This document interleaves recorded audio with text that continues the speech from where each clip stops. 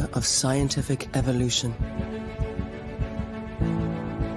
a time of imagination, celebrating culture and pure courage, expanding horizons for everyone. An age of possibility. Inspired by giant leaps on the world stage, 3 entrepreneurs from Southwest Ireland sought to combine science and nature to make life better for people everywhere. Driven by curiosity, innovation, and an enterprising spirit, Kerry was born. From a small ingredients provider to the world leader in sustainable nutrition, we have grown consistently for 50 years, helping customers all around the world find solutions for their business. Our small steps making giant leaps possible. Now, with our reach and determination, we rise to the challenge of protecting our planet, blending science, imagination, and courage of our own to pioneer sustainable solutions that will nourish generations to come, leading us into a new age of possibility.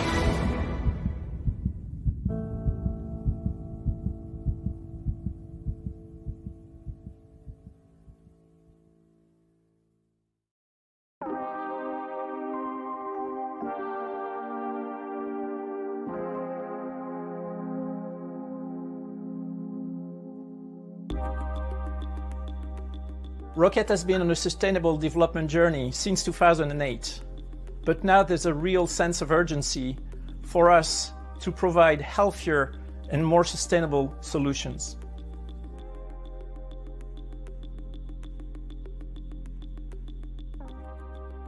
Where I think Rocket can have the biggest impact today in helping preserve the planet is by reducing our environmental footprint. And to do so, the company is ready to take a new challenge, reducing our greenhouse gas emission by 25% in between 2021 and 2030.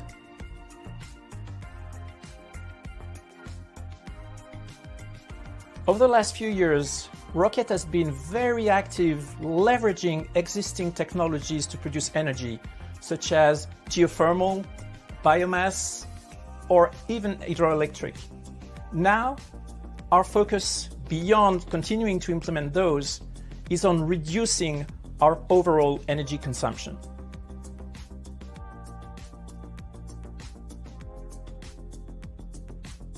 As CEO of Rocket, I think my main contribution is to make sure that we, as a team, keep sustainable development at the heart of everything we're doing.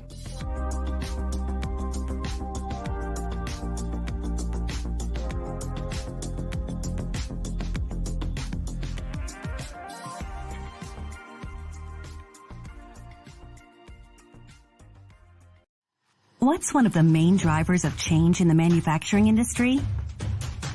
It's us, consumers. 63% of us want to have new products faster. 94% regularly search for alternatives. 61% of us are willing to pay more for higher quality. 74% have become more price sensitive. Another 60% want more sustainability. Consumers can configure and order virtually anything online at the touch of a button. New products, faster, more personalized. Companies all over the world are challenged to keep up. From personalized products to mass-producing one-off items with consistently high quality and speed. Today's consumers are looking for a tailored experience from companies who are engaged socially, environmentally, and deliver more than just a product. To make it happen with precision and agility, a company must get product development, automated production processes, and digitalization to work hand in hand. Companies need a true digital enterprise. Only by combining processing, using and continuously optimizing virtual and actual information can you come up with something new. something better, and make consumers' individual dreams a reality. Siemens Digital Industries Software, where today meets tomorrow.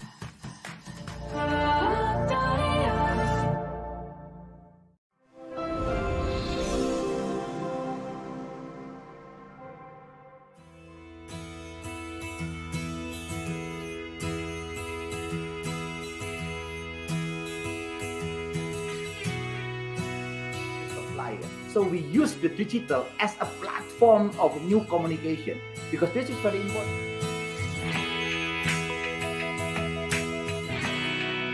If you don't have the digital life, and your business will be fading away. More accelerate localized production network and local supply chain network.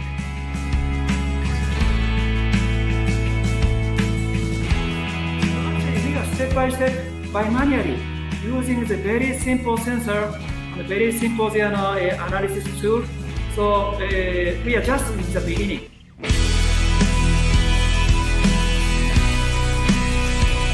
They have to be quick thinking, quick decision making, and quick changes. So also, as said, more agile systems.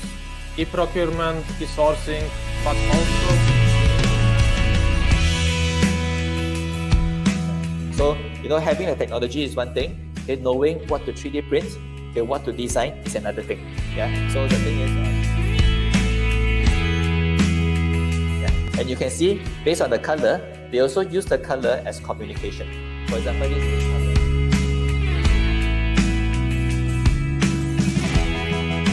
Originally, we have Data Color Vietnam, and our office located in Ho Chi Minh City, Vietnam. We are there to support you with our device, and we have you.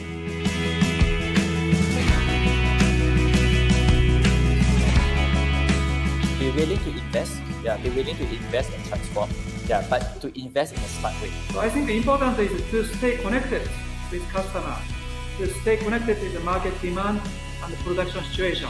Much more flexible to adopt new strategies, new challenges, new opportunities.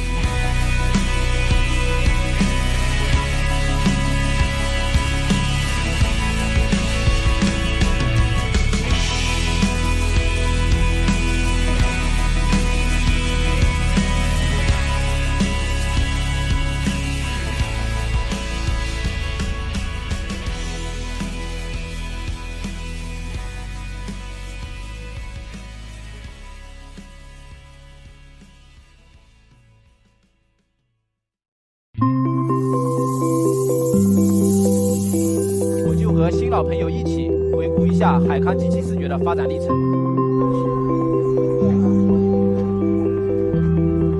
今天下午4点，我们还会有一场互动的演讲。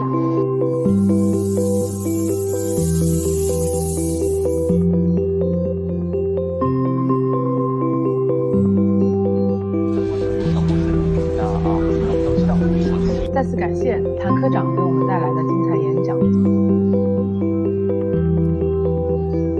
这一部分内容，我们采取所以及和大数据的有分非常多种的这个后续器件我们可能有很多的这个。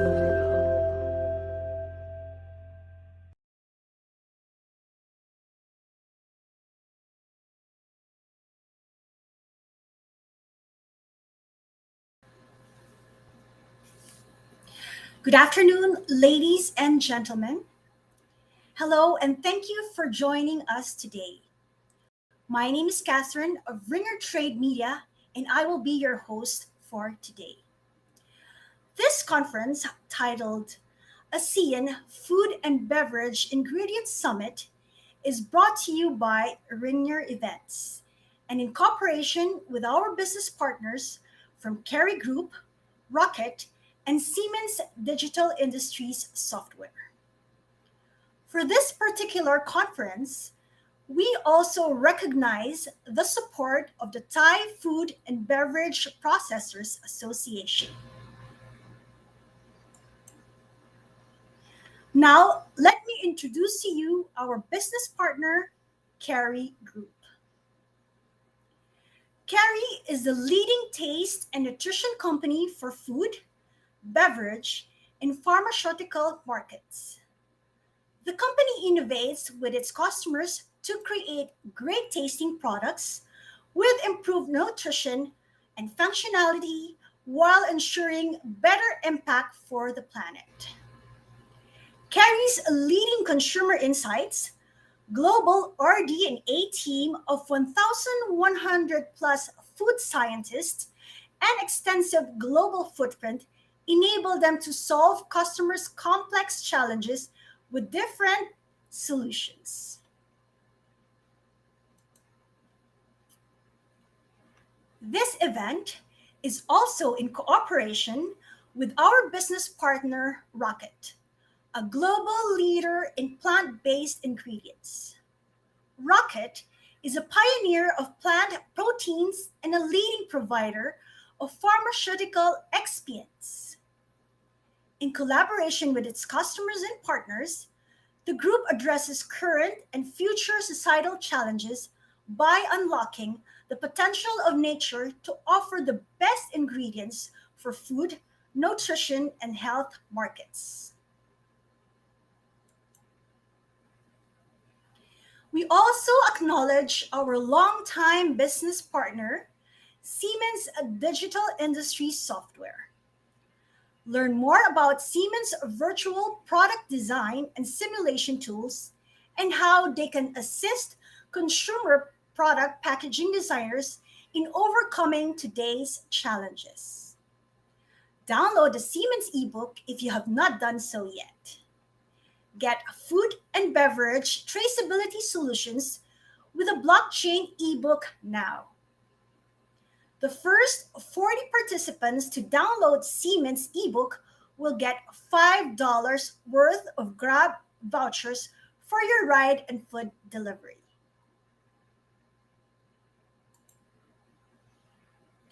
Now to the agenda.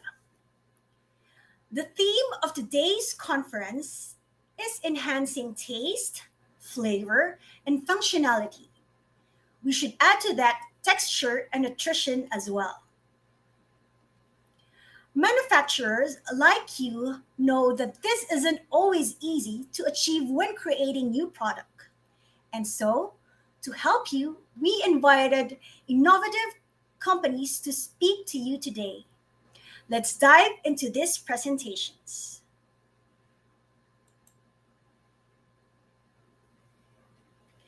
For the first part of our agenda, we will have the technical presentation by Kerry Group.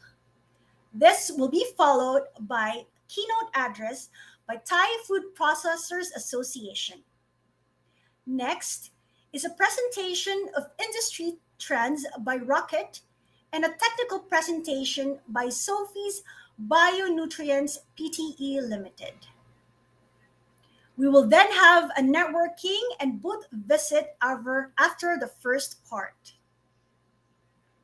And on the second part of the agenda is a technical presentation by Orion Food Industries.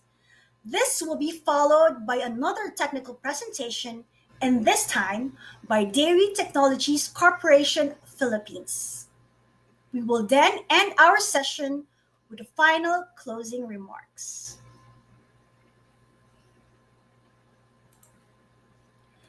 Now let's begin our live presentations.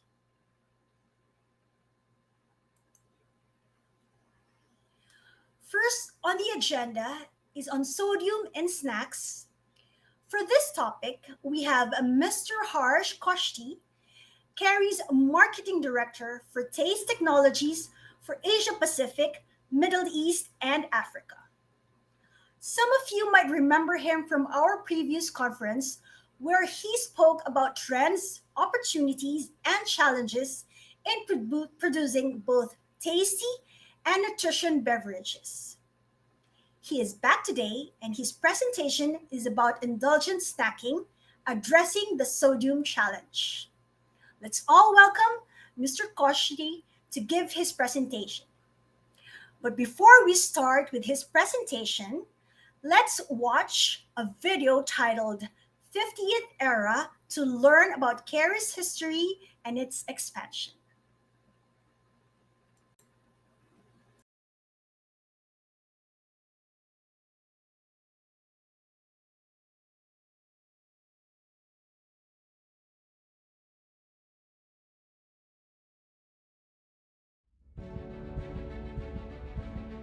It was an era of scientific evolution,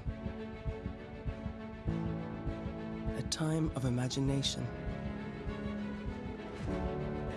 celebrating culture and pure courage, expanding horizons for everyone. An age of possibility. Inspired by giant leaps on the world stage, 3 entrepreneurs from Southwest Ireland sought to combine science and nature to make life better for people everywhere. Driven by curiosity, innovation, and an enterprising spirit, Kerry was born. From a small ingredients provider to the world leader in sustainable nutrition, we have grown consistently for 50 years, helping customers all around the world find solutions for their business. Our small steps making giant leaps possible. Now, with our reach and determination, we rise to the challenge of protecting our planet, blending science, imagination, and courage of our own to pioneer sustainable solutions that will nourish generations to come, leading us into a new age of possibility.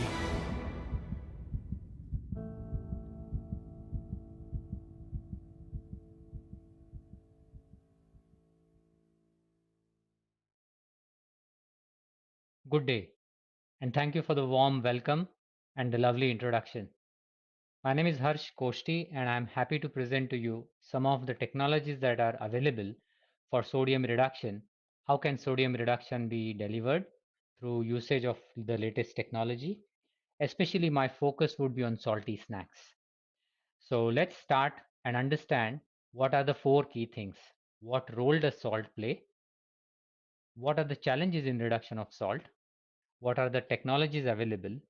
And what is the likely outcome when you use all these technologies? Today, as we speak, more and more consumers are looking at food as medicine. They're focusing on health more than ever. While taste is important and non-negotiable, there is an element or a focus on wanting to have healthy snacking or snacks which are good for me, good for my family, good for the earth. As you can see on the screen, more than 77% of the consumers across the age group are looking for a balanced diet, are looking for foods which deliver positive impact on the health. As you can see, salt has come out as one of the top 5 concerns of consumers across age group, across the globe. And they're consciously trying to see how can they reduce salt. But why is the sudden furor around salt and the usage of salt in various food products? Let me take you to what the World Health Organization has given a guideline. On the right hand side of the screen, you can see the today average consumers are consuming from 9 to 12 grams of salt per day, which is almost double than what the World Health Organization recommends. It recommends up to 5 gram per day. And if you have double the recommended quantity, one is likely to have a high risk of illnesses like blood pressure, cardiovascular diseases, stroke, and so on. On the left-hand side of the screen are certain health risks that are associated with high intake of salt or high intake of sodium. And the list is about 10 key ailments that you see. The root cause for all this is sodium. And if one can reduce the intake of sodium and salt, there could be avoidance of this health concerns. The estimated loss is up to 3 million that can be saved if the salt can be reduced in the diet. So, proactively, the government across the globe are trying to educate, are trying to make consumers aware about the perils of high salt consumption, and they are encouraging consumers and the brands to reduce the salt. Be it on the slide, you can see from North America to Latin America, where the front of the pack labeling is getting more and more clearer. You have Europe, which by 2024 would have more stringent legislation around declaration of salt and having low salt, low sodium products on the market. When it comes to our region of Asia and Asia Pacific, you see various countries adopting different strategies. But one thing is for common. A, the declaration of sodium content has to be there on the pack.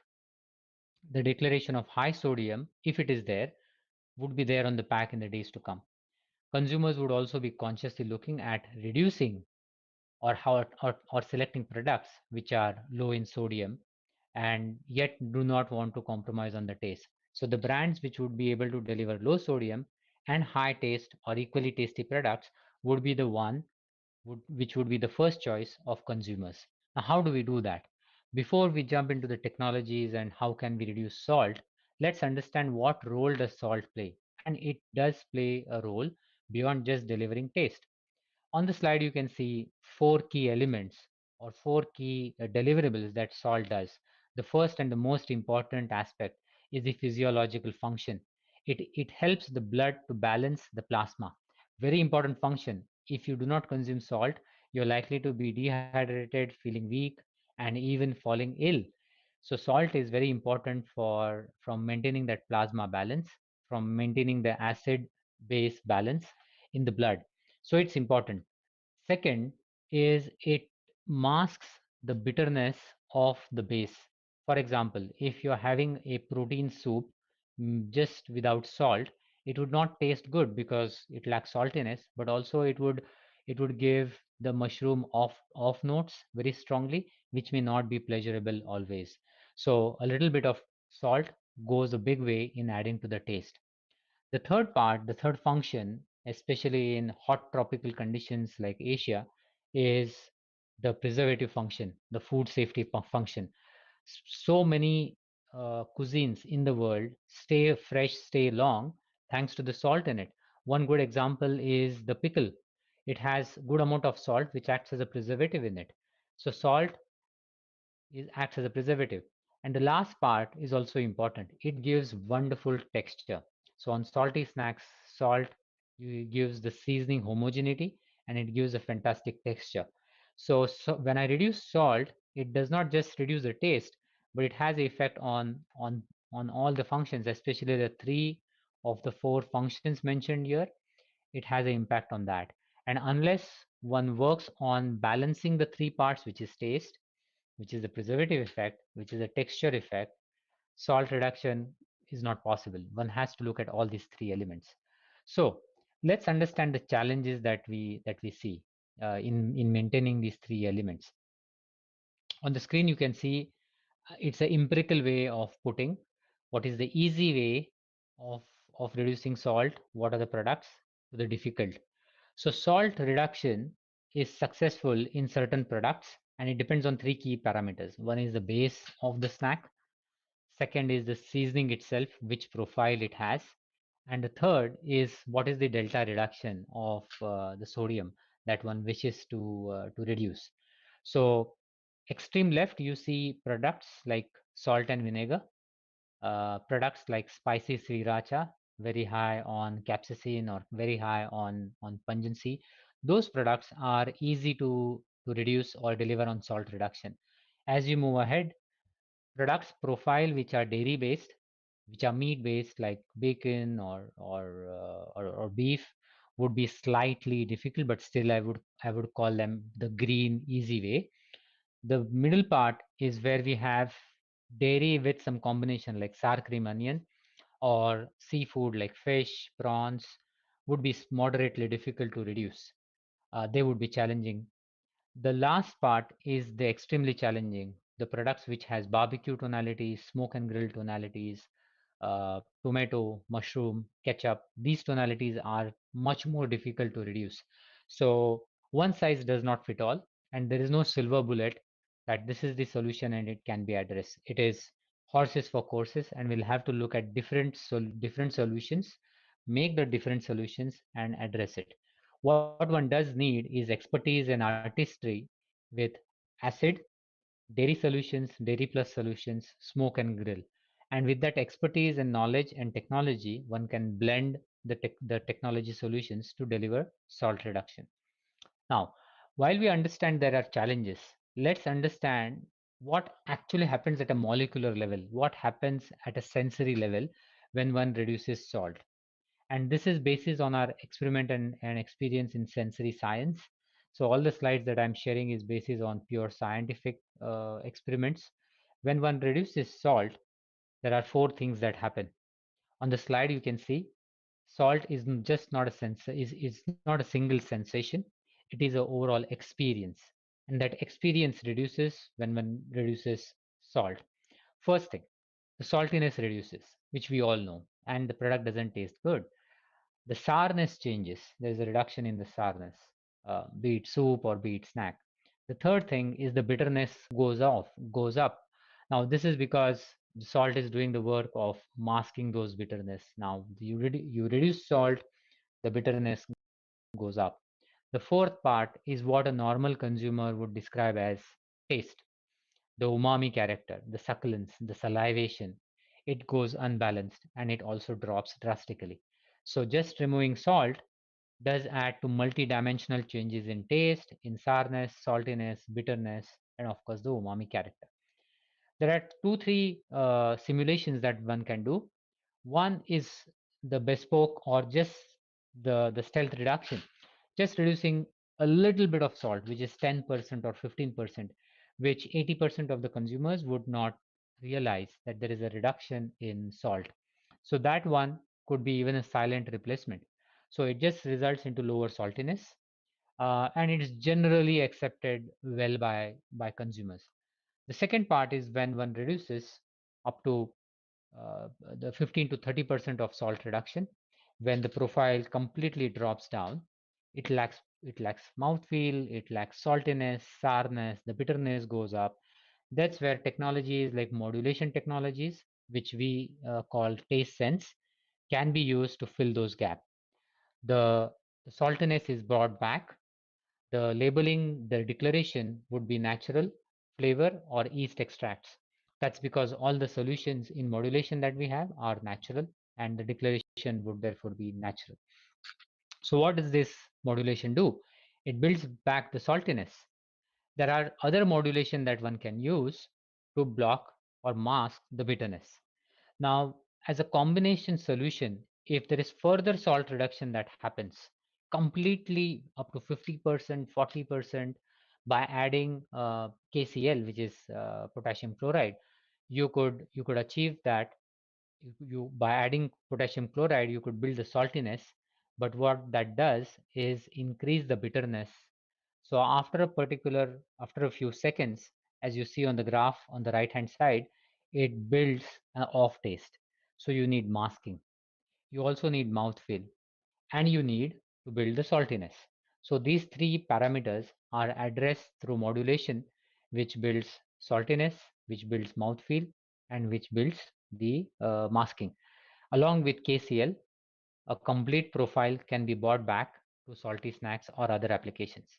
So the declaration wise, it would be of course salt that you would have added, potassium chloride that you would have added, and natural flavor and yeast extracts, which is the modulation. Now this is typically just one component of the solutions.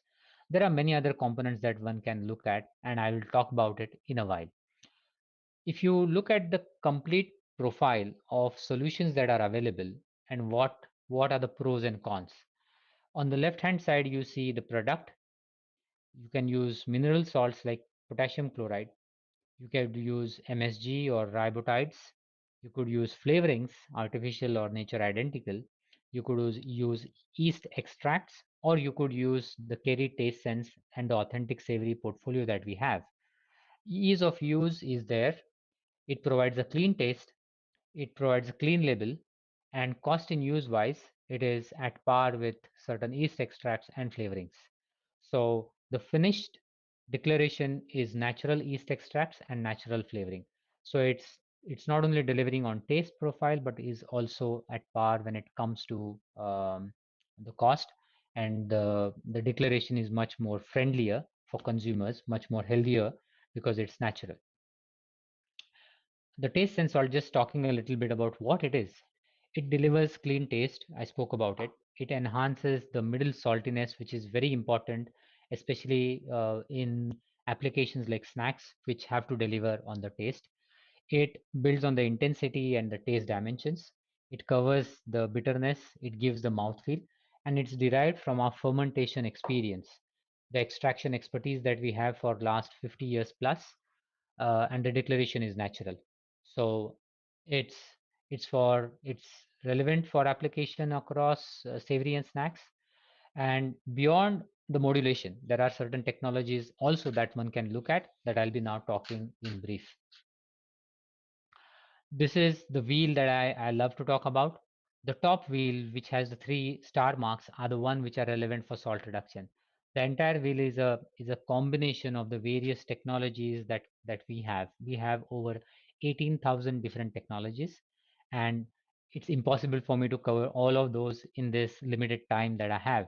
So for the benefit of the participants, I've just marked star for the relevance of which technologies we would be using salt reduction, which is modulation, dairy flavorings, savory flavorings. On the bottom, you have the different technologies of flavors that are relevant. For example, the reaction flavorings, the pyrolysis, the flavors, the solutions which are delivered through pyrolysis, fermentation are used to deliver salt reduction, sodium reduction. And on the extreme right hand side, you see the applications of the product that it can be used into.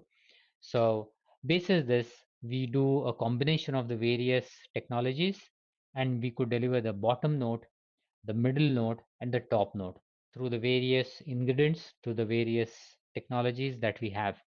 On the left hand side, you see a small summary of the various technologies, and on the right hand side, you see how it can be used in building the flavor taste profile. Allow me to explain a while. On the right hand side, the pyramid, the taste pyramid. For anything to be tasty, you need to have the base, the bottom, which is made of typically bulk ingredients like salt, milk powder, whey powder, and modulation plays a key role in that, along with a bit of sugar, maltodextrin, etc. In the middle part is when the delivery starts to happen from 2 to 3 seconds from the time of consumption. That's where products like based on reaction flavors, yeast extracts, dairy taste, cheese powders come into picture. The top ones are the one which create that signature taste. This is the taste that the consumer would remember as favorable, usually associated as nostalgia. For example, the smoky characters, the dairy characters, the culinary top notes. These are the ones which play an important role. So to make snacks seasoning tasty, delightful, indulgent, and being the first taste for consumers, one needs to look at the taste pyramid and use it. We can help you to not only reduce the sodium in the product, but deliver on all these 3 aspects.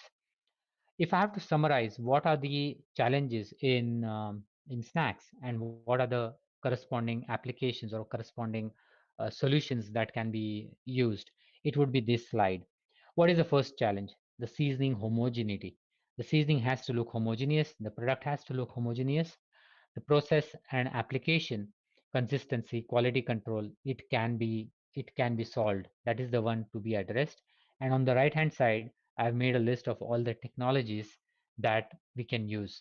The second challenge is the activation of the sodium ion channel and the physiological response. It's a slightly more technical aspect which can be covered with the particle size, with a combination of KCl which needs to be addressed, and other mineral salts combination. The tangy character, the acidic profile which needs to be addressed, the saltiness which is essentially giving the upfront salty character, the enhancement of the overall profile, the succulence of taste, and the masking of bitterness. All these 7 challenges, we know what are the root cause which cause the challenges, And on the extreme right hand side, we have some of the technologies that can be addressed. Allow me to explain some of them. I spoke about modulation.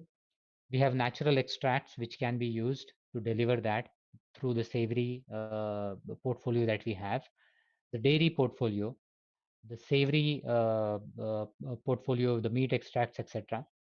We have processing technologies, reaction flavorings, which can be used based on pyrolysis, fermentation, and spray drying. These are all technologies which help to deliver the right product for the right application. The right ingredient selection, the right recipe modulation. We have the application and sensory team based in Singapore, which and many other countries, which can help you to deliver the sodium reduction using the right combination of these technologies. Not necessary that we would use all the technologies, but we would select the right technology for the right application for the right market.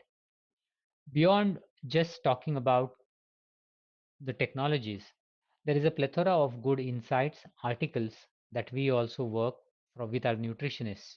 So the Kerry nutritional platform, the KHNI as we call it, there are some lovely articles that I would urge you to look at. The presentation would be available to you on demand, and the links are there for you to click and access. I would request you to do read the articles. There's some really insightful articles there on consumer insights, on how sodium reduction is here to stay, and so on. Beyond this, if there are any further questions, I'm available to take your questions after the session. I would now pause and thank you for your lovely audience and hand it over back to the host. Thank you, Mr. Koshti. We are now going to begin answering the questions submitted during today's presentation. Okay, Mr. Koshti, you can come back again. All right. Welcome back, Mr. Harsch. Okay, so we can start with the Q&A for our first question. You can start publishing. Okay, thank you. I see a few questions and I'll be taking some of them. Right. I'll try to answer as many questions as I can. The first question is, what is the difference between a plant-based and non-plant-based food coating? Yes. Okay, I'll try to answer that or pass it over to the other this thing. Okay. Beyond snacks, what are the other applications that this technology can be used? Now, beyond snacks, if you see in beverage application, if there is high amount of salt, you can definitely use the same technology. The fundamentals, the foundation doesn't change. In bakery cracker application, where salt is used as a topical seasoning, you definitely can use these technologies. So beyond snacks, you could use it in beverages and also in crackers. There are many questions, so I'm just taking. Okay, so you just choose which question you want to answer. Can salt reduction deliver cost reduction too? Okay. Very good question. So can salt reduction deliver cost reduction too? So the short answer is no, because salt is a very cost effective, very easily available, cheap ingredient. So since it is so low in cost that there is nothing cheaper than salt actually. So what one needs to see is the value that the solutions bring to the table. For example, the value is the health, the value is the positive nutrition. So yeah, while the cost may not be less, but the value is much more.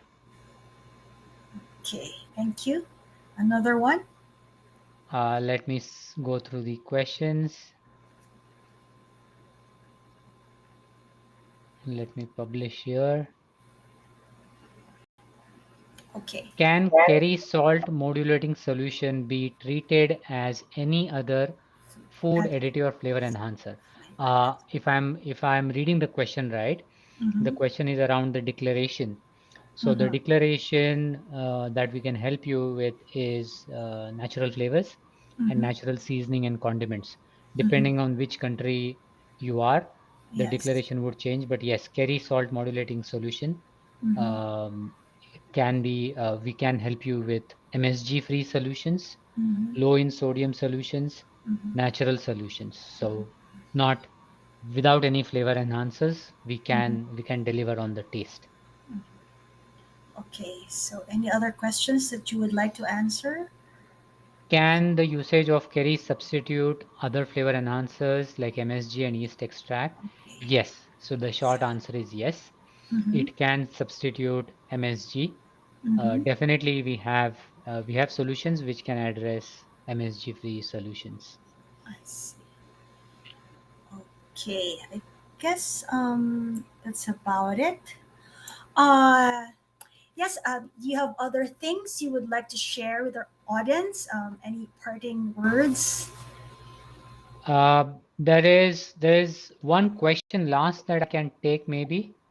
I Mhm. see this now. Oh, sorry. Okay, okay. So there's another one. Can you share an example of tangible sodium reduction in snacks Mhm. within the ASEAN region? Mm-hmm. So sodium reduction, uh, yes, I cannot share the name of the brand, but I'll share what the brand did. Okay. So in ASEAN specifically, one of the global brands came up with a request to work on sodium reduction Yes. consciously on a healthy base. So Mm-hmm. there were two challenges. One is when you reduce the sodium, there were Mm-hmm. off notes from the base, Mm-hmm. which was not making it tasty. And the Mm-hmm. second was by originally the sodium content in that product was very high. When I say high, it's around 700 milligram per 100 grams of Mm-hmm. product. So we worked with the brand, and today the sodium content is around 300 to 400 milligram per 100 gram of product.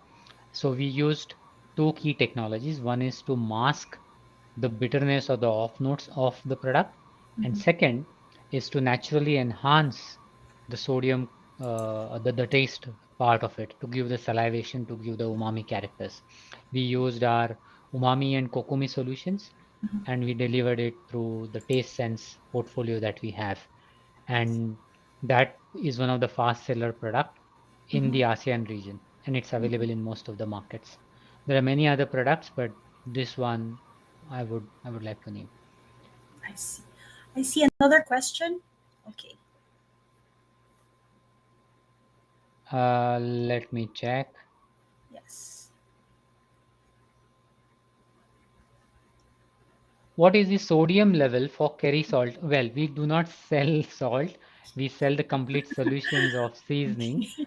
Um, Yes. and we can make the seasoning tailor-made to the guardrails, Mm-hmm. as in what your recommendations would be with Yeah. sodium. We can Mm-hmm. we can definitely work on that.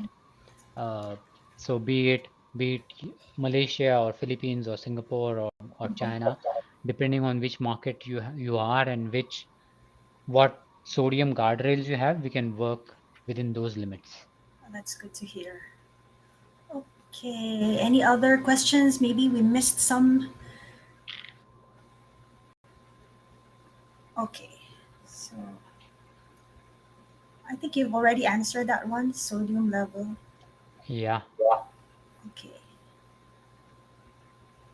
I think that's pretty much the last. Yeah. Okay. So anyway, you have other things you would like to share with our audience? Yes, like any parting words, highlights. Well, sodium reduction is here to stay. Mhm. As the world is moving towards more informed, healthy choices, Yes. sodium would continue to be one of the key drivers to Mm-hmm. buy a certain product, Mm-hmm. but not at the expense of taste. So if you Okay. want to balance taste and Mm-hmm. reduce sodium, Mm-hmm. there are solutions available, Mm-hmm. and new technologies are available with Mm-hmm. fermentation, with reaction flavors. Mm-hmm. So we would be happy to, I personally would be happy to connect with you Mm-hmm. and work with you in delivering the solutions. So do reach out to us should you have any requirement on sodium reduction in snacks or bakery or beverage applications. Okay, thank you, Mr. Koshti, for that. So if you have other questions, our dear audience, if you have any other questions to Mr. Koshti, just feel free to send them a message in the networking section of our platform. Okay, with that, I bid you goodbye. Thank you. Thank you. Thank you. All right. Okay, so again, thank you, Mr. Koshti, for this very interesting talk. A lot of valuable insights for our audience. Okay, so for our next speaker, we are very privileged to have the honorary president of the Thai Food Processors Association, Mr. Visit Limlurcha, to bring us an update on the Thai food sector and to discuss a very important topic on providing consumers with better processed foods. His topic is on preserving the nutritional benefits of processed foods or ready-to-eat foods. Good day to you, Mr. Limlurcha. You may begin your presentation.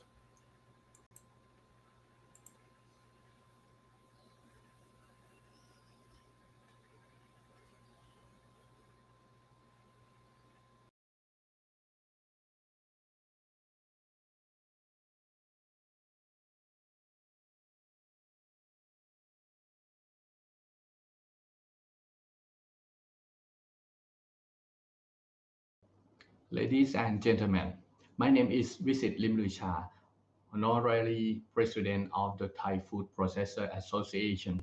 Today, I would like to share something with you with the topic of preserving the nutritional benefits of processed food or ready-to-eat foods. Firstly, I would like to share some trade statistics for your information. In 2021, Thai export 39.2 million of food and agriculture, imported 12.3 million US dollar. The first quarter of this year, our export increased 14% year on year and import expand 10% year on year. The top three export items were cassava products, chicken products, and processed seafood. Our foods were 33% of total food export and get 5% growth rate in total world market. The biggest market was ASEAN, that the value was increasing 9% year on year, following the United States of America, Japan, and EU.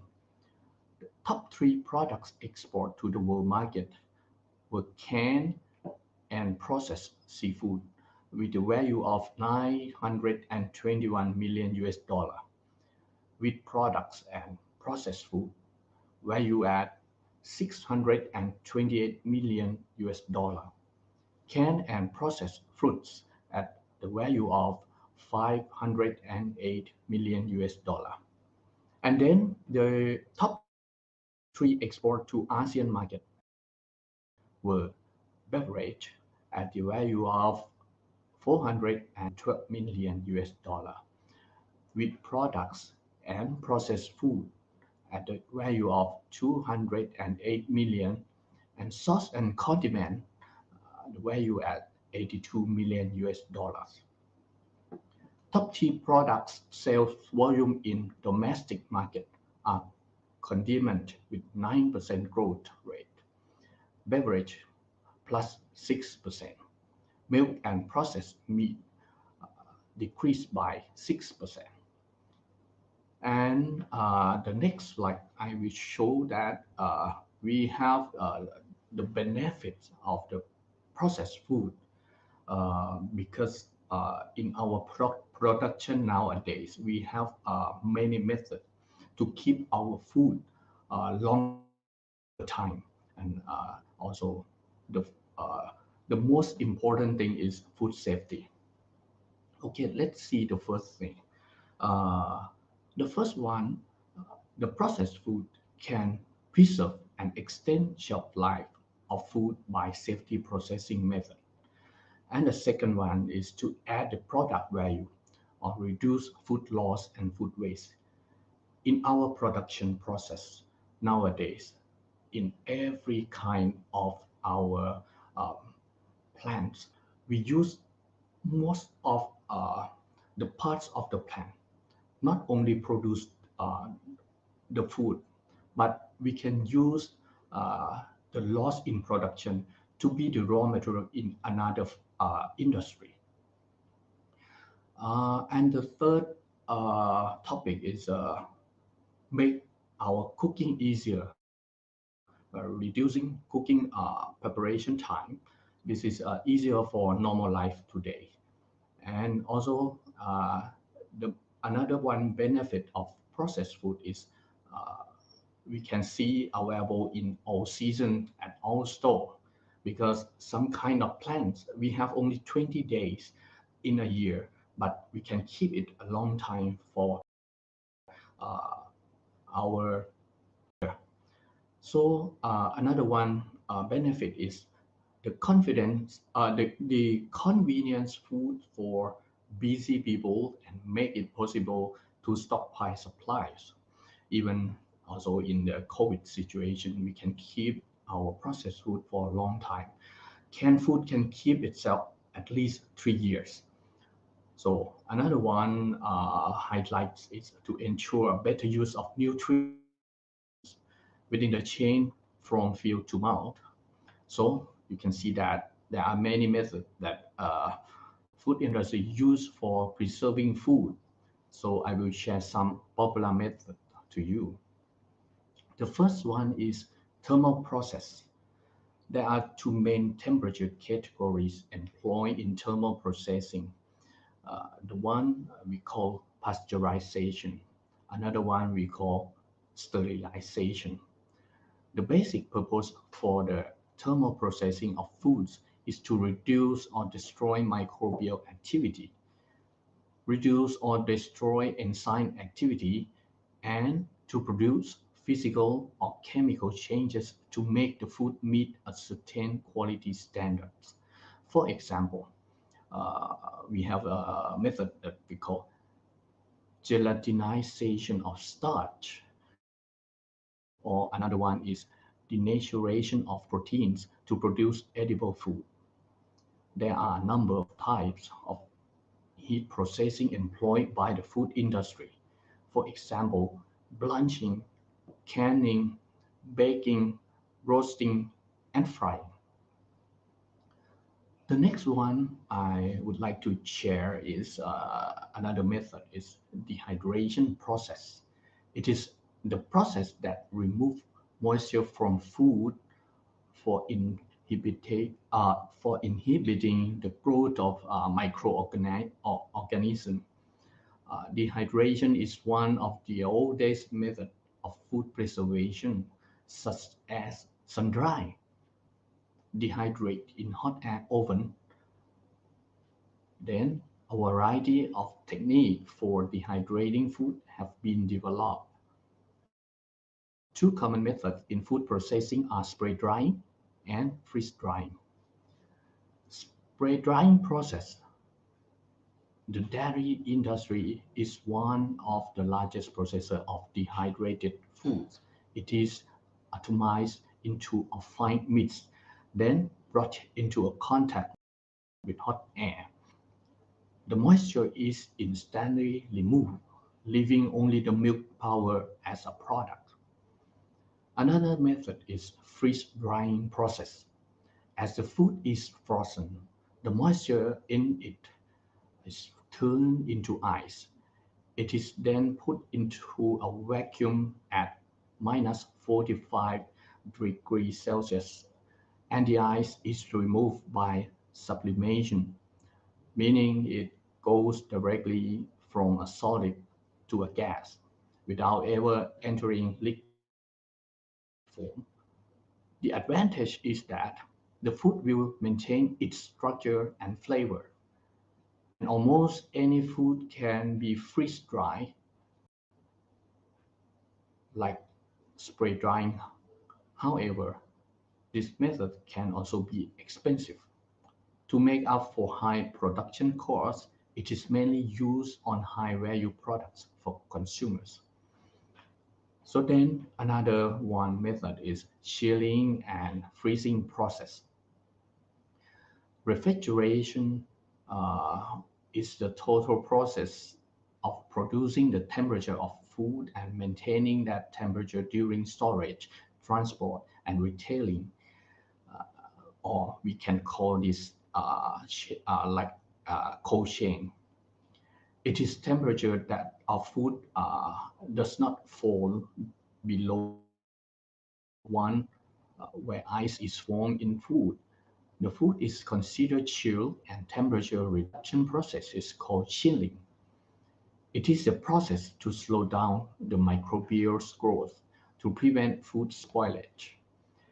If ice is formed, then the food is considered frozen. The temperature reduction process is called freezing. This process able to stop the microbial growth and slow down their enzymatic action. The storage temperature for food is below minus 18 degrees Celsius. Other than this, there are many processes that is common home preservation method, then apply to the industry process. For example, at home, we use our sugar to make our food long time. We have another method is pickling, smoking, salt dyeing, and many methods that you try to keep your food for a long time. Each process has different concerns, so the processor will perform the replicatile production to ensure that the safety and quality of the product meets the spec. After all, the biggest challenge of launching a new product is consumer feedback. This is a lot of research of consumer choice in according of taste, health, and price. As these three factors are the main concern for business in launching their products to the market, it's not easy to tell which is the most important because there are other side factors for each target group of customer. Relating to food taste, some research reports that gender, age, and atmosphere affect the perception of taste. Women are more motivated by taste than men. Younger people taste better than elderly. People who ate dimly lit area ate less than those who ate in well-lit area. And then they think that the food tastes better. Researchers think that perhaps people associate a dimly lit dinner with a more relaxed, slower dining experience. Price is more important to consumers with lower incomes, while healthfulness is more important to consumers with higher incomes. Eating healthy on a tight budget can be challenging. Many nutrient-dense foods are quite expensive, which is why some people opt for cheap junk food instead. In this case, health-conscious people with limited budget will seek out self-cooking options to save their money. Research also shows that people are less or more health conscious and less or more concerned about their income. The first consideration when paying for a meal is a matter of taste. This may be the answer for ingredients to play such an important role in the food industry. The concept of another one topic I would like to share is that what kind of package we are used in food production to prevent and to keep our food longer time and good for transportation also. The concept of packaging are in focus of food business operator. The first thing is paper and board. They are widely used because it's low cost and it can be easily decorated. Cartons, leaflets, corrugated case, rigid box are some of the products made from papers and board. Another packaging is glass. Glass is also a popular and useful material used in packaging. Glass makes the product directly visible and it is highly recyclable and can be molded in a variety of shapes. Metals, we are use a lot of metal in packaging like canning business. They are mostly tin plate or aluminum, and it is used to make food and drinks cans, aerosol cans, tubes, and for confectionery and biscuits. Metals packs are recyclables also. So let's take a look on the packaging consumption in Thailand. The records of packaging made from each kind of material during the year 2016 to 2021 show that paper hit the highest share of domestic sales volume in the range of 35 to 41%. The glass has followed between 34 to 41%. Plastic 17 to 20% of domestic sales volume. The least sale volume of metal is at 6 to 8% because we are producing this canned food to ship around the world. The major source to import packaging is from China and other from Japan, Malaysia, and Philippines. Packaging imported from China were shown the highest percent share value in 2020.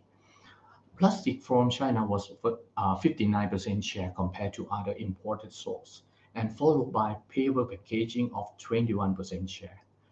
Metal packaging with 13% share, while glass packaging got only 7% share. In summary, packaging rolling out multiple functions such as container to serve the purpose of food safety and hygiene, extend shelf life to reduce food waste, and it is one of marketing tool to draw the customer eye catching on the product. Okay, the last topic I would like to share is BCG model of Thailand that comply with the SDG 17. BCG or Bio Circular and Green Economy model is a government policy that aims to provide a guideline for more efficient use of natural resources with as less impact on the environment as possible.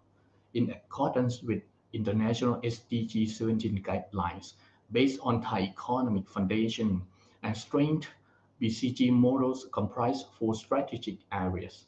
The first one is food and agriculture. The second one is medical and wellness. The third one is energy, material, and biochemical.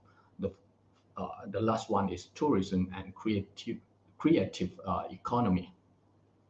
On these areas, Thailand hopes to achieve comprehensive security in key areas of food, health, energy, employment, and sustainable natural resource and environment.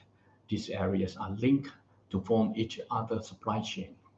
Promotion of BCG policy has pushed to Thai industry to become more aware of environmentally friendly practice, especially to reduce greenhouse gas emission across their production line.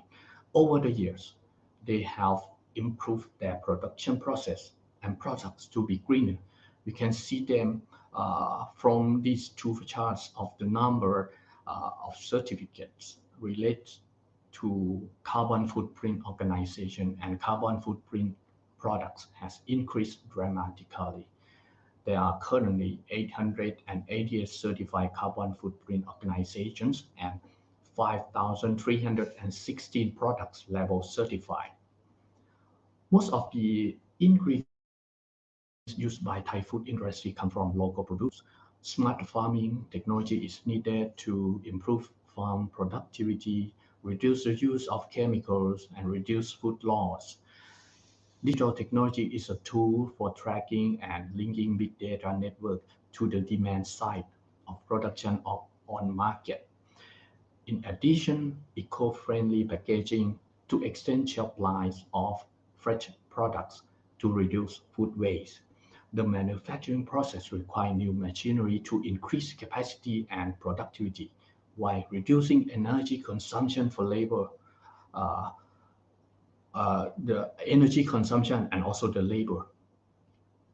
Research and development of advanced machines and products to create added value from byproducts and reduce waste in the production process. Digital tracking system help control inventory and trace food safety. When these two systems are coordinated, Thai food system will be completely transformed into future food products. However, the next phase of challenge and opportunities awaits us to explore. Thank you for attention.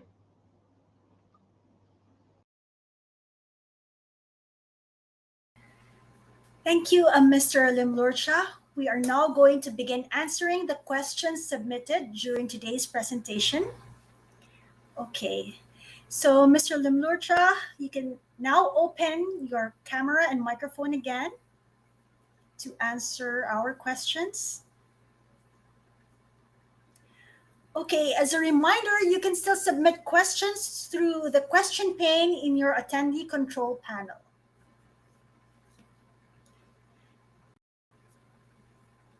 Let's wait for Mr. Limlurcha to open his camera again and a microphone. Okay. Hello, Mr. Limlurcha. Hello, Kathleen and everyone. Yes. So maybe we can start our Q&A. You can, here's the first question. Would you like to answer this first or choose the other questions? Okay, the question is about the global food system is facing a food security crisis. How about Thailand food system situation? Okay, so Thailand is like other countries. We have a cost push. We have a lot of things as the price increase. In April last month, the food production cost rose 12 to 15% year on year when we can compare to last year. It caused by 75% rising of fuel price and 6 to 10% increasing of raw material price. This is mainly due to international political conflict. Some supply chains have been locked in related to the sanction. So the raw material is not enough for our world. That will make us have a high cost also. And the main things is from also the fertilizer, because we have farmers, we have land, but the fertilizer cost is going very high. And meanwhile, domestic selling price rose 6 to 10% year on year, which is a lower percentage of price adjustment compared to the production cost. This one is from the government try to help people by stable the price by using the price control measure.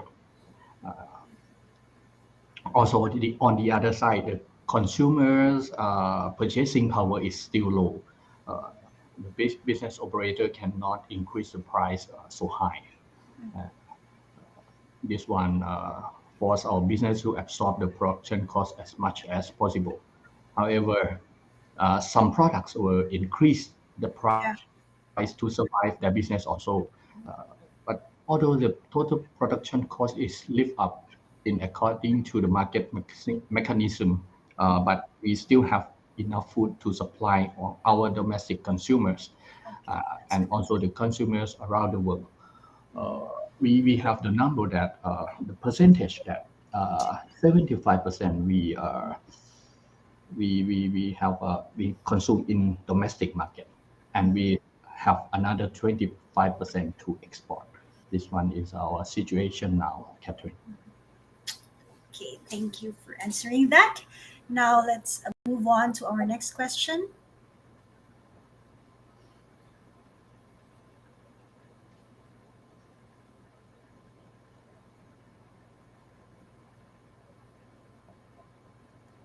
The next question.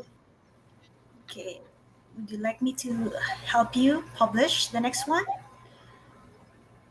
Okay. The next question is Thailand is promoting future food production. Yes.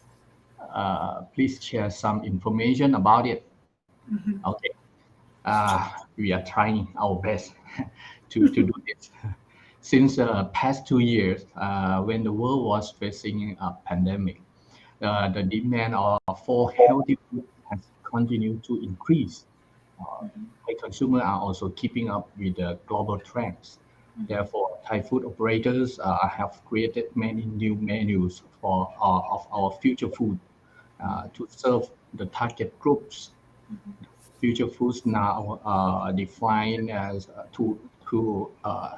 whole food or processed food that produced or processed under safety conditions, traceable, environmentally friendly, and healthy. We categorize our products into 4 groups of functional food, novel food, medical food, and organic food. Okay.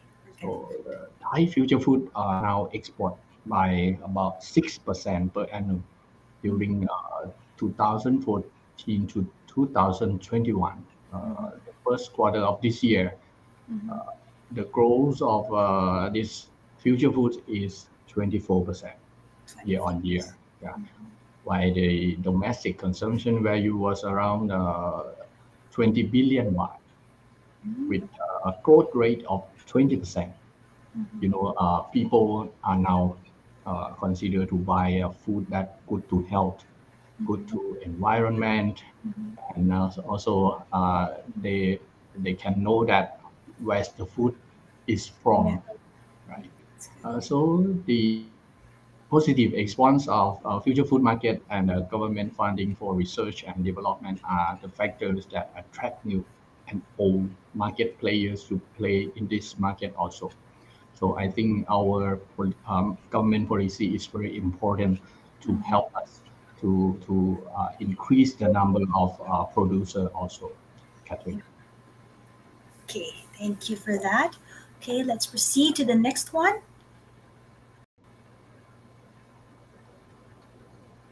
Okay, how about the next question? Okay. What has Thai food industry done according to SDG targets or the environment issue? Okay. Okay. In Thailand, our government issue the policy. The name is BCG economic model, PCG economy, which is in the line. BCG is from bio, circular, and green. I see. So this one is applied from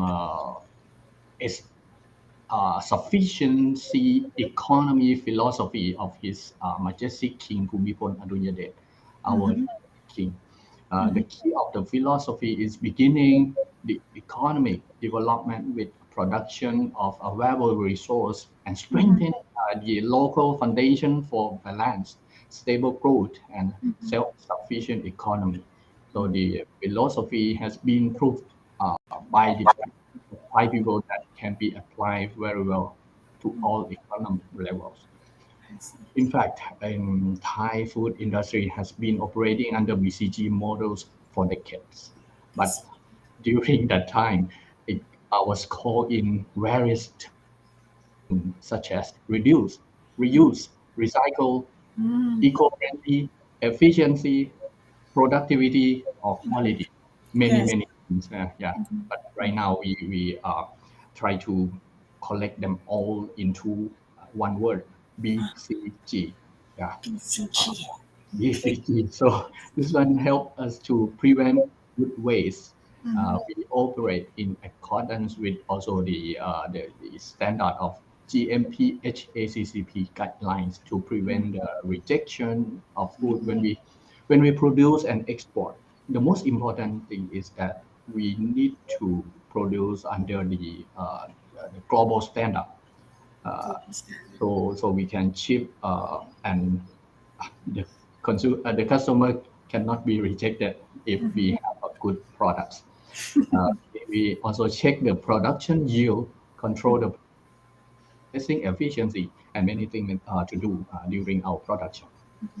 So another one is the clean energy. We try to control energy consumption. Some factory produce their own biofuel from biomass.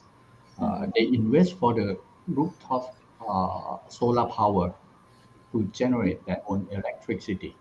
So this one, I think our business operator in Thailand are now trying to do more. And another one thing, Catherine, for food waste management, some of byproducts are sold to others industry also. For example, when we produce some kind of fruits, we have something left, and we can sell that as animal feed or use it to be fertilizer. Yeah, that's a good thing. This is a common use by the BCG model, and we are trying to use advanced technology to add the value also. Thank you, Patrick. Certainly. Okay, so next question. Looks like received a lot of questions today. Okay. What has the Thai food industry done according to SDG targets on the environment issue? Yes, I think that's the question. This question we have the same answer because now Thailand we have a policy of BCG already, so we can do many things according to SDG also. Because when we having a production to reduce food loss, we can help a lot of environmental issue. When we produce and we already sell to restaurant or sell to hotels, nowadays in restaurant and hotel they will have some of foundation to have the excess food. We cannot say that the waste because it's still food. It's still food. To reheat again and make it good and suitable for people that they don't have money. Oh, okay. So we have a lot of things to do now, and I think we can answer the question of SDG very well now. Okay, so we have 3 more questions. Okay. What are the competitive, unique health food ingredients that could be exported from Thailand? We can say that nowadays people are concerning much about health, and we have a new research that people need to have more protein, less carbohydrate, less sugar, and more fiber. So our answer in Thailand and that we can do very well is plant-based food. Plant-based. Because plant-based, yes, the food that we can have the high protein from the plants. We are now trying to improve the taste also for our plant-based to say more likely to other animal, some of the food that we are very familiar with. Yeah, I think that is our target. Okay, I see. Okay, so due to time limits, we cannot proceed and answer the rest of the questions that we have received.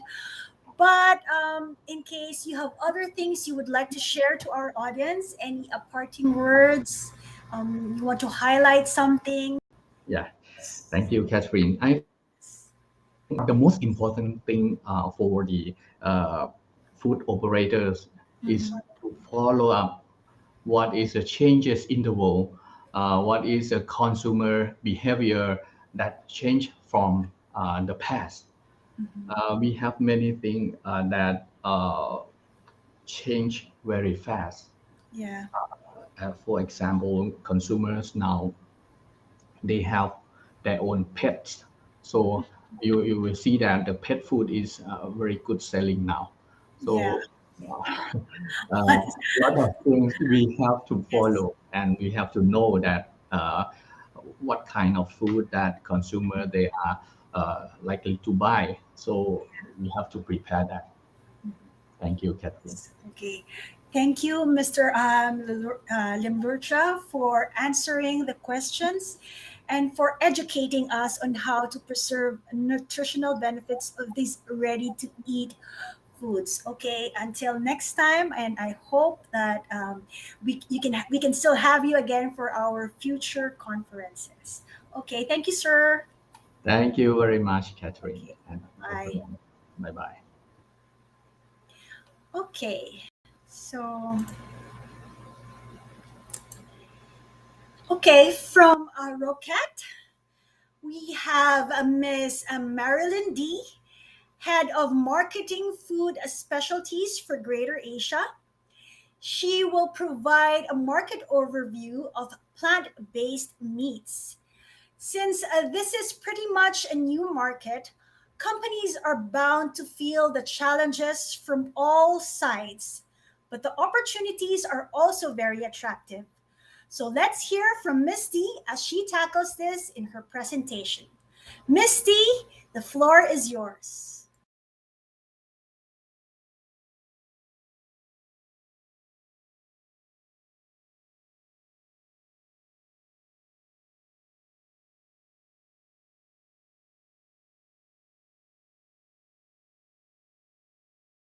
Good afternoon, everyone. Thank you for joining me today. My name is Marilyn, and I'm the head of marketing for Greater Asia in Rocket.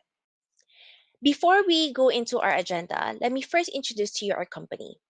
Rocket is a global leader in plant based ingredients. We base our ingredients on corn, wheat, potato, and pea.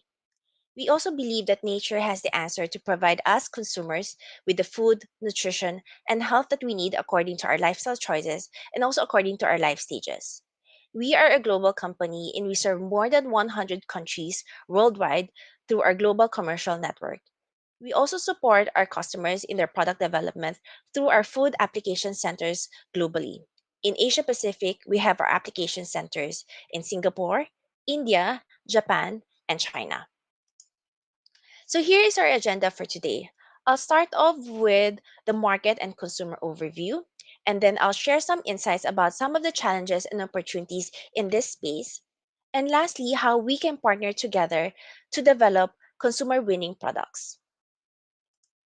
Now let's take a look at the market and consumer.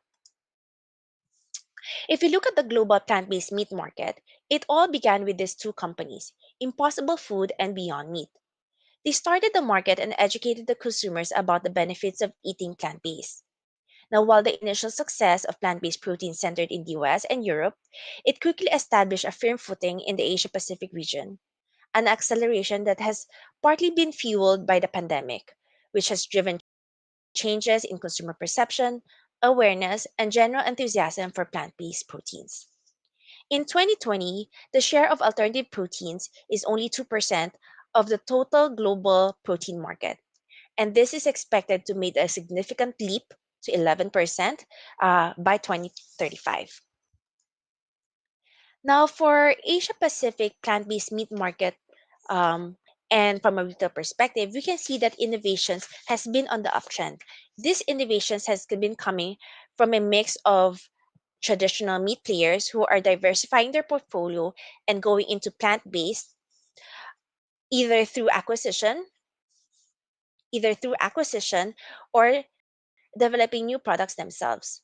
And these innovations can also come from startups. On the graph on the right side, you will see the growth of new product launches in the region for meat alternatives for Asia and Australasia. Asia at 67% and Australasia at 79%. So why is there a lot of innovations happening? Why is there a lot of companies that are interested in going into this space? This is because there is an undeniably growing consumer receptivity towards plant-based meats. More than one-third of APAC consumers have increased their consumption of meat substitutes in the past year, and this is found highest in Thailand at 45% and Vietnam at 40%. 2 out of every 5 Southeast Asian respondents also now display a greater openness to plant-based food options. So what's driving this consumer receptivity? There are a couple of drivers, and the strength of these drivers vary across the markets. Overall, flexitarianism and health awareness are the major drivers. Whereas healthy aging is significant in Southeast Asia and Northeast Asia because of the growing aging population in these markets. The silver consumers are driving demand for high protein content and healthier plant-based options, especially in countries like Japan and Singapore, where current recommendation of protein intake is not met. Sustainability, on the other hand, is more prominent in Oceania. While there is a rising awareness and concern about sustainability in Southeast Asia, it is not the main driver. It is a nice to have or a bonus, but it's not the main driver. Variety is also another driver. 47% of Asian consumers say that it is one factor that they would consider for a plant based food because it adds variety to their diet. Lastly, is food safety.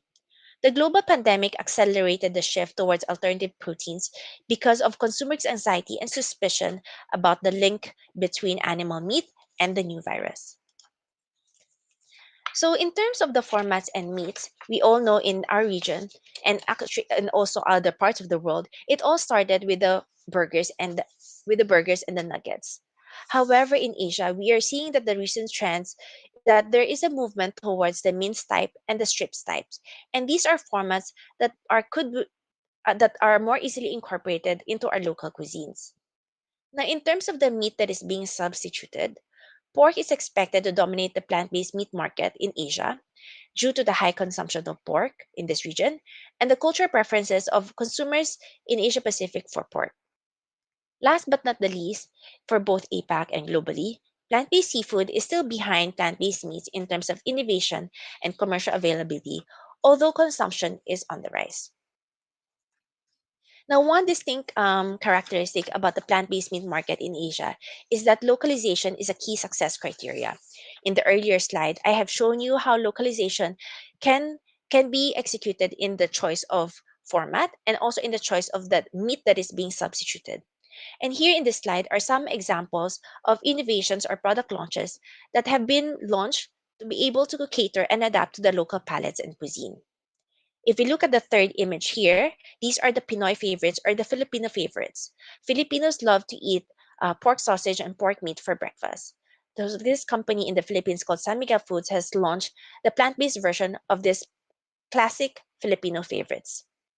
On the rightmost image is actually ground pork coming from Impossible.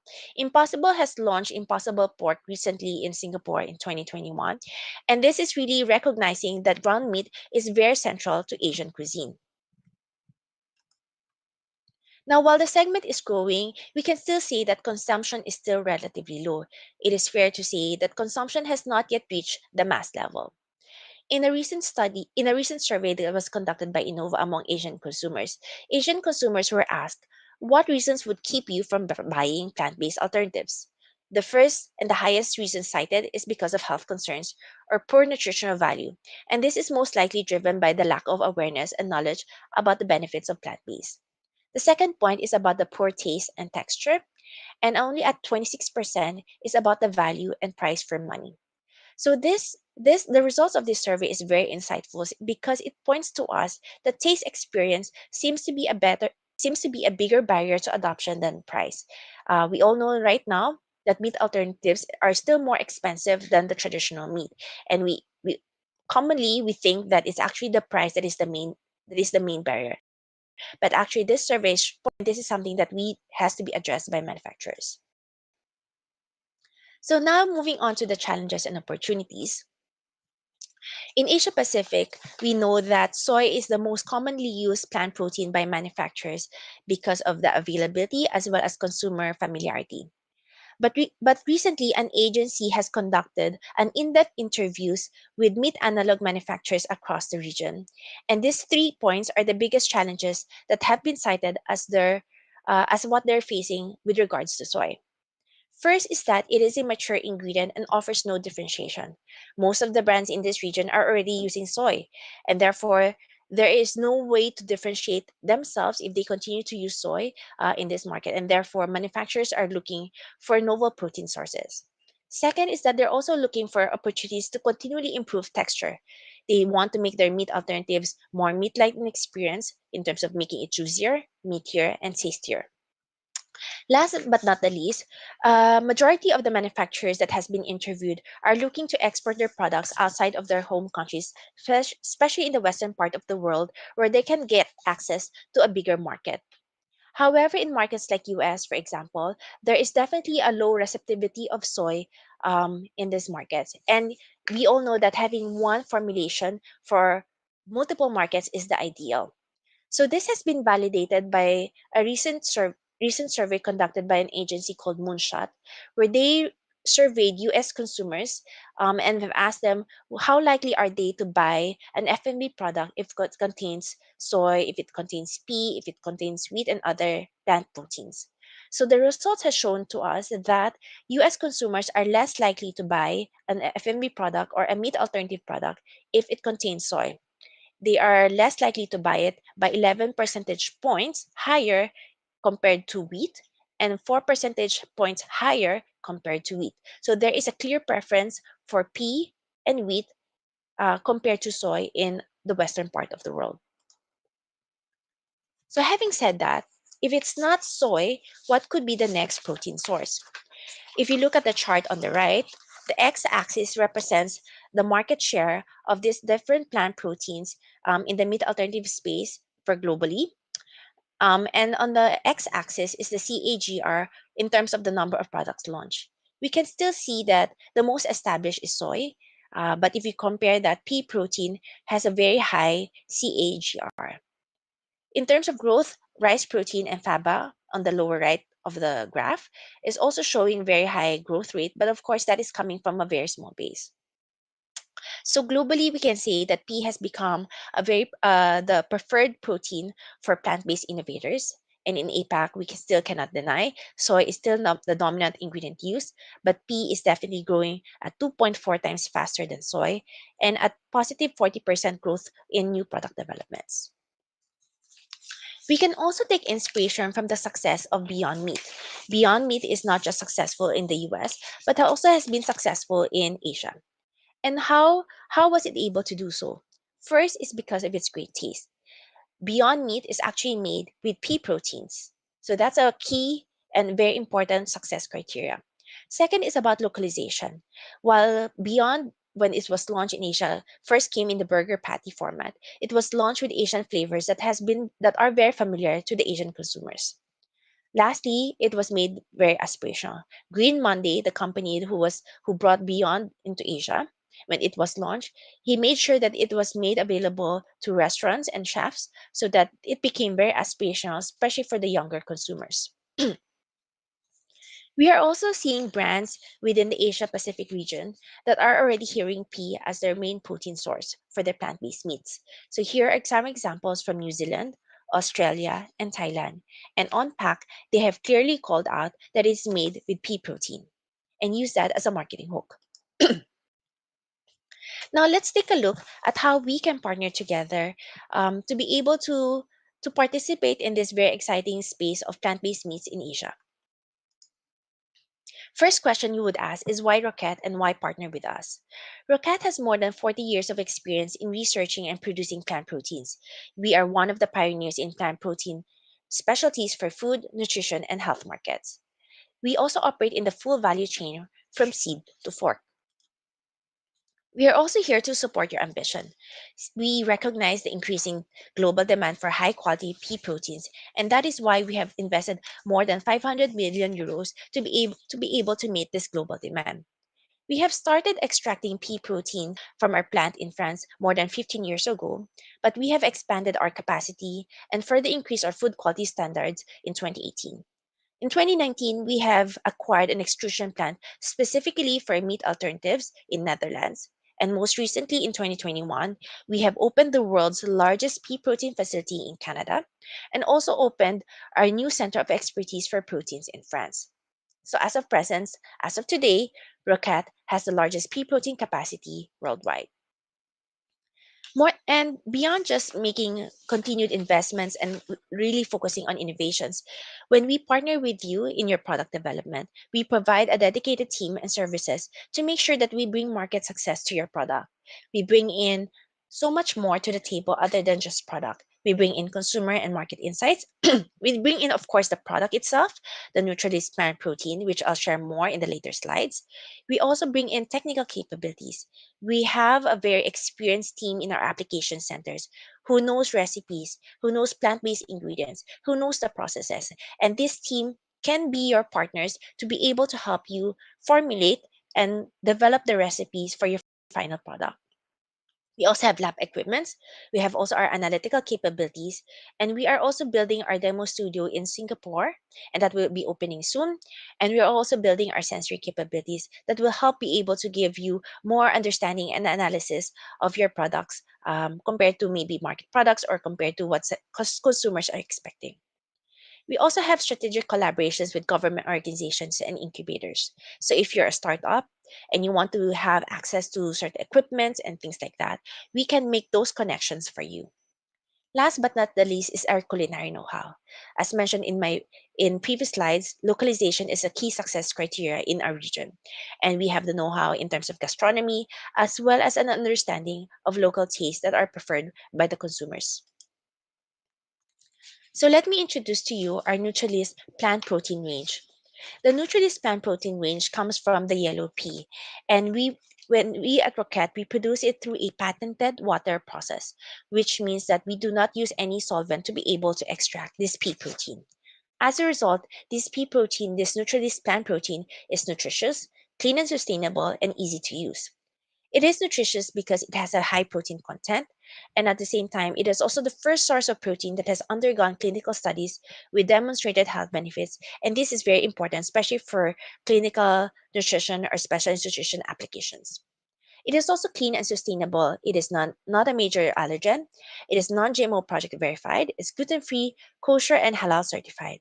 And as mentioned again, it's solvent-free because it came from a water-based process. Last but not the least, it's easy to use. We have multiple particle sizes and functionalities that are well suited for different plant-based meats formats.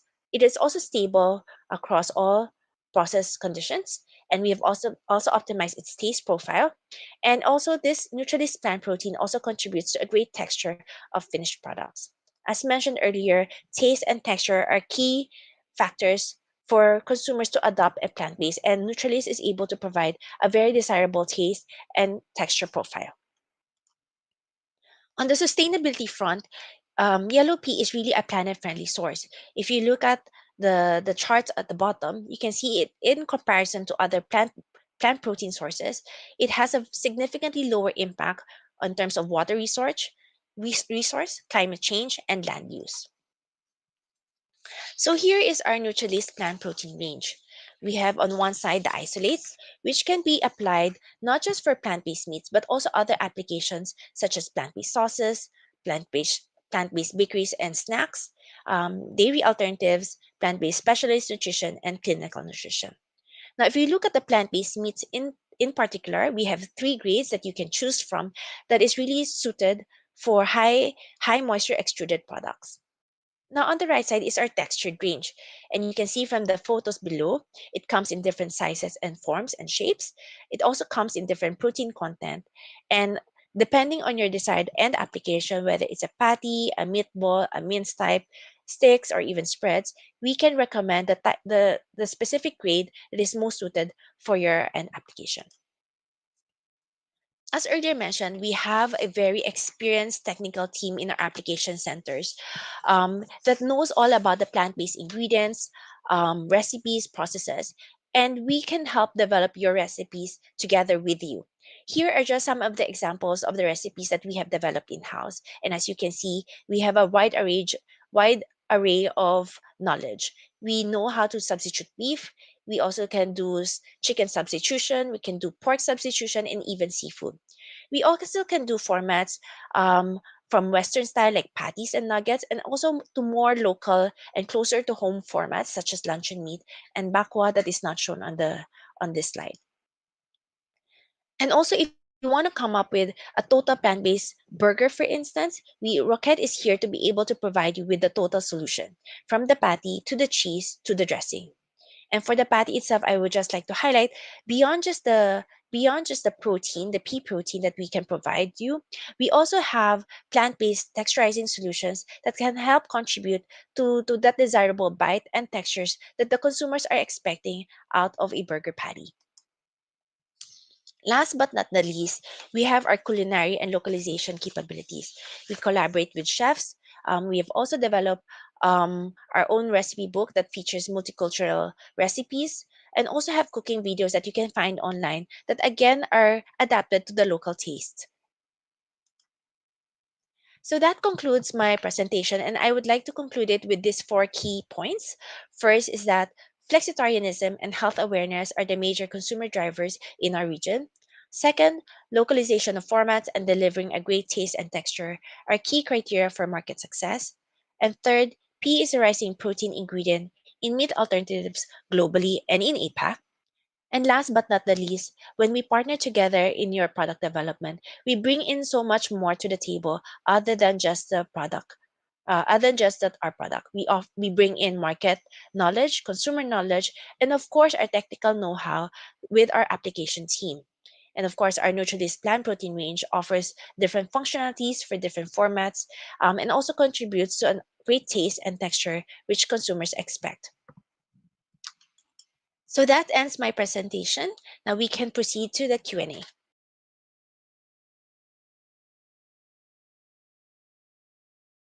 Thank you, Ms. D. We are now going to begin answering the questions submitted during today's presentation. Welcome. You can please, yeah, okay, so you're here now. Hi, Ms. D. I think you're on mute. Okay. Hello. Hello. Okay, so we can start with the first question. Hold on. Okay, so you Publish? received. Okay. Yeah. So All there's right. this first question Mhm. about what are the advantages of pea over soy. Yes. So there are a lot of advantages of pea over soy. From a product quality point of view, pea is not a major allergen. It is a non-GMO crop. And our Rocket Nutrilis pea protein is actually extracted from a patented water process. And what this mean is that it is extracted through a cleaner process without using any solvents. It is also a very eco-friendly ingredient, as shared in the presentation earlier. Compare that to soy and other plant proteins, it has a lesser impact on the planet, and therefore it is a more sustainable choice. Now, from a marketing point of view, the pea protein is a novel protein source. And this could actually work as an advantage for any brands or company that is planning to enter this space. And why I say this, because if we look at the market today, it is a sea of sameness, right?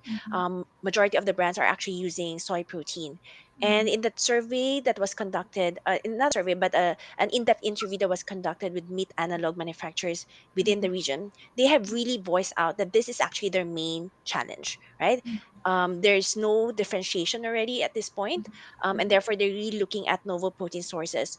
And so we can look at, whether it's using pea protein completely or maybe doing a blend of pea with soy or pea with other plant proteins to be able to achieve the taste and texture that is desired by consumers. And that could really help your brand stand out. Okay, thank you for that. Okay, let's proceed to the next one. Okay. Okay. So the next question is, how would you describe a typical consumer of for plant-based meat? I would describe the typical consumer for plant-based meat in Asia as someone who identifies himself as a flexitarian. And when Mhm. I say flexitarian, this he or she is not saying no completely to dairy. He or she is not saying no completely to meat. He or she just wants to reduce their consumption of meat and dairy. So in Mhm. Asia, more than one third of the consumers say that they are flexitarians, and Mhm. this is in comparison to vegetarians who are only 29%, and Mhm. vegans, which is only at 9%. So it is not surprising to find that this consumers finds the product claim of plant-based Mhm. more appealing than a product claim that's saying that it's vegetarian or it's vegan. I would also describe this typical plant-based consumer as someone who is on the younger side, between the age of 18 to 45. And that's still quite a wide range of group, right? So if we were to further narrow it down, it would be around 18 to 35. So these consumers are young, they're socially connected, they're very much aware of what's happening out, not just in their country, but outside of the country, like in the US and Europe. They get a lot of information about hot topics like sustainability, etc. They live a healthy lifestyle, and therefore, part also of the reason why they're also going plant-based is because they want to be part of something that is a phenomenon or a revolution, and plant-based is one of them, right? So they don't want to miss out on this, and that's also going plant-based is kind of like a stamp of approval, not a stamp of approval, but kind of like a showcase of the kind of lifestyle that they're living. Yes, I agree. Okay, I agree to that. Okay, so the next one, um okay, what's this? you uh, mentioned that you want me to. Sorry, I cannot see so much. You want me to publish the next one? Maybe Okay, this one. Okay. yes. You mentioned that taste and texture is a major barrier, followed by the price. But for those who already have tried plant-based meats, what are their main concerns? So a very good question. So the concerns for those who have already tried plant-based meats is very much same to those who are non-adapters. The first would still be the taste issue, and they are really expecting that it has the same texture of the real meat in terms of juiciness, meatiness, and so Yeah. on. The second is also price. But then closely following price would be their concern about the artificial ingredients or too much Yeah. ingredients, artificial ingredients, and also the concern about too much processing. Right. So if you look at the product markets in the products in the market today, we see that the ingredient listing is actually quite long.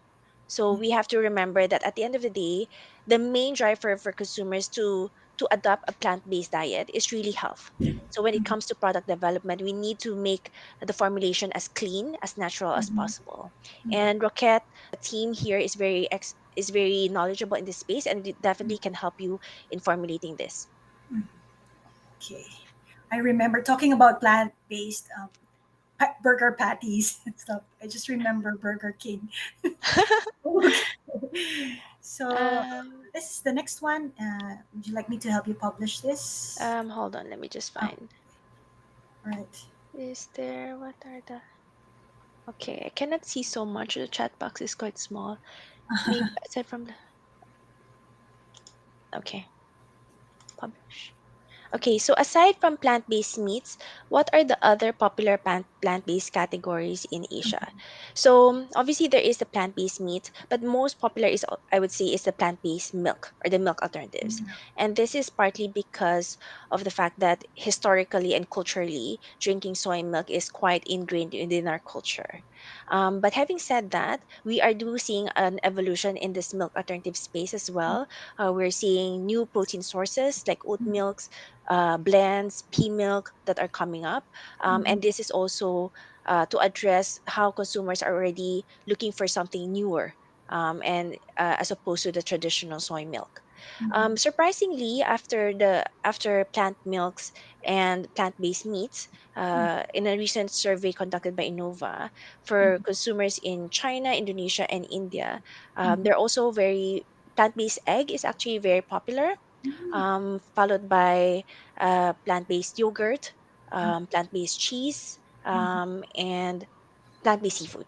So those would be the key categories that is popping up within the region. Thank you for that. That's a new knowledge for me.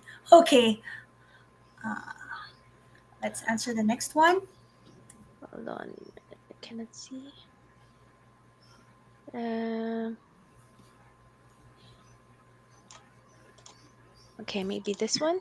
Okay. Okay. How does utilization of soy protein and pea protein compare in terms of cost?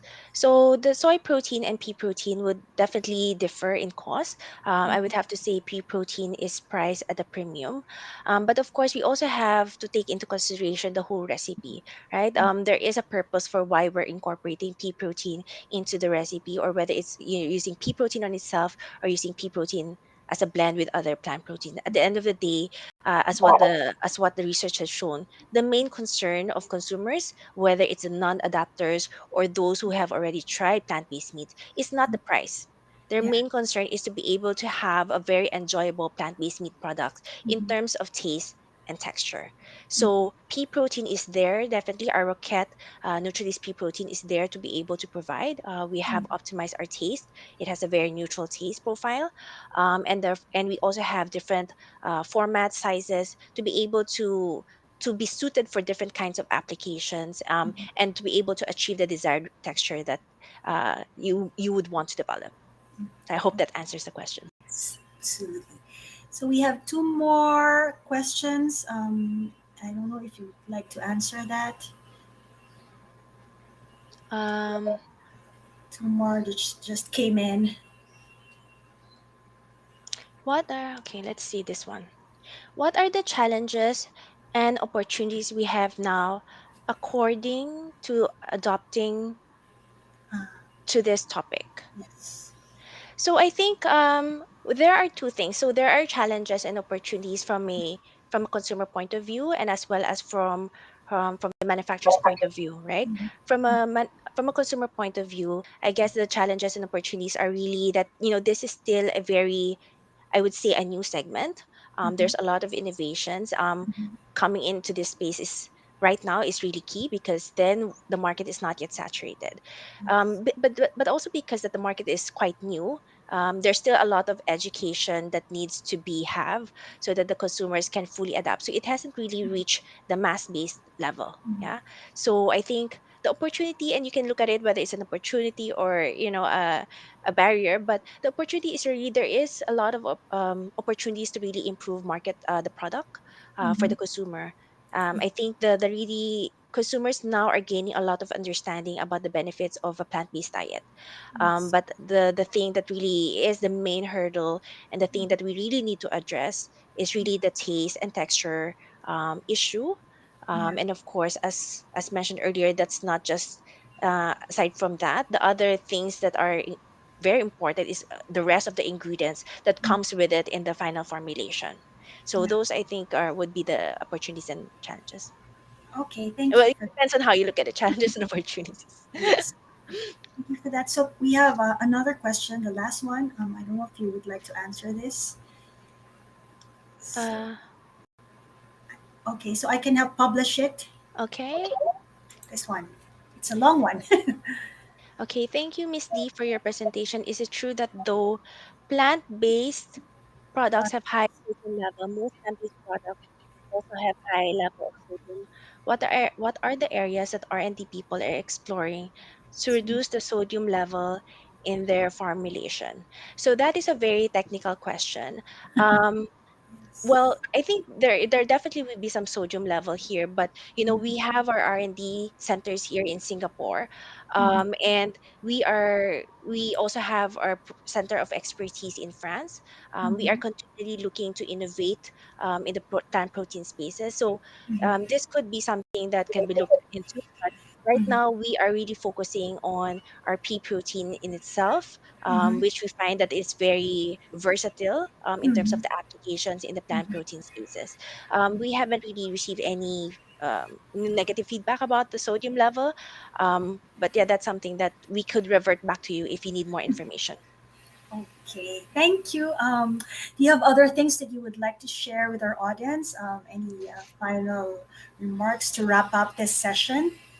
I think I would just like to wrap up by saying, food related consumer habits really come and go sometimes as trends, but the plant-based meat is really here to stay. The industry is continually expanding with a lot of innovative products that are being offered to the consumers, and now is really the time to enter this space because while the market is not yet saturated. And in terms of product development, we here at Rocket is really here for you. We could be the right partner for you. And we are not just an ingredient supplier. We're not just supplying you with our pea protein. We bring so much more to the table because we bring in market knowledge, consumer knowledge. And at the same time, we have this very experienced team in our application labs that can definitely help you in terms of your recipes, in terms of your product development. We know the ingredients, we know plant based ingredients most specifically, and we know processes, we know equipment, and so on. So, yeah, we're not just basically a supplier, an ingredient supplier, but really our partner in this journey. Okay, thank you, Ms. T, for answering the questions and for your presentation. Thank you for sharing with us the industry trends concerning plant based meat in Asia as we see a dramatic increase in demand for alternatives to meat. And with that, we close this session. Thank you. Thank you. Okay, have a nice day. Bye bye. All right. Okay, so for our next speaker, this is also on alternative proteins. Sophie's BioNutrients will be presenting today. Many of you may have already heard of the innovations from this Singaporean food tech company. They made global headlines for creating protein from microalgae. Last year, the company introduced cheese entirely out of microalgae, no dairy involved. The company's CEO and founder, Mr. Eugene Wang, has his sights well into the future, especially on how to create sustainable protein to feed a growing world population. Sophie's technologies keep on coming. Actually, without further ado, I give you Mr. Wang to talk about what's in store.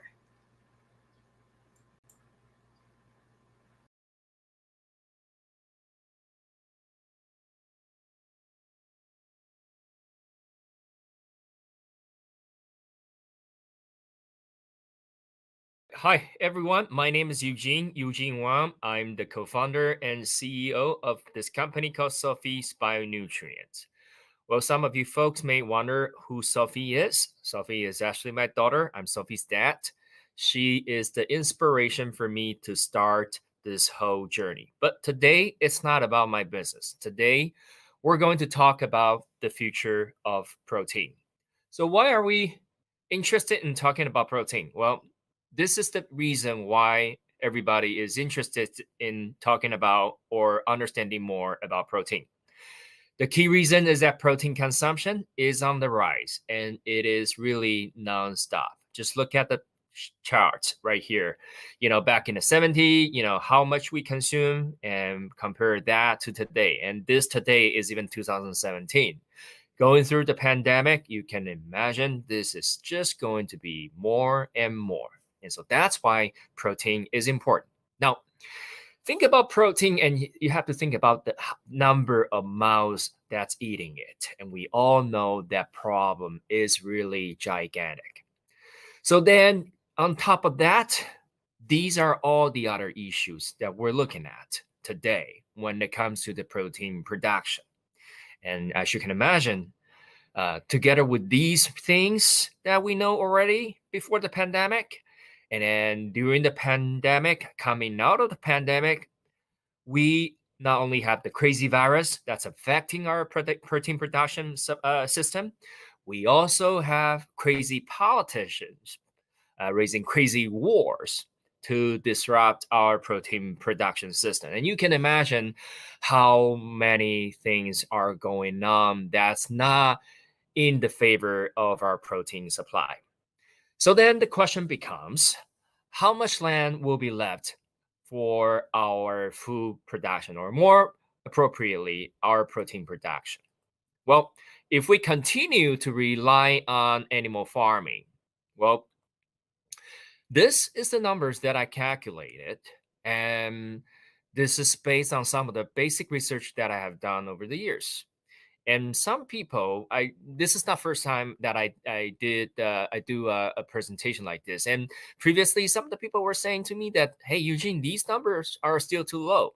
Well, no matter these numbers are low or high, it is really significant enough to feed the number of people that we have in the future on this planet. Look at these billions of animals that we need to feed the mouse.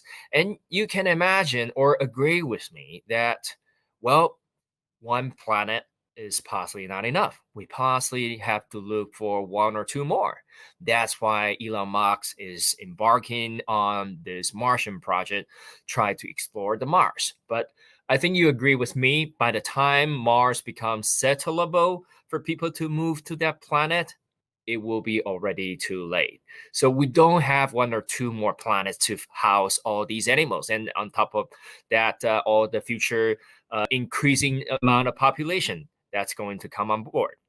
And so then, some people were saying, hey, what about the solution? Make everyone become vegetarian, or better yet, make everyone become vegan, only relying on industrial agriculture to feed all the future piece of all the future population.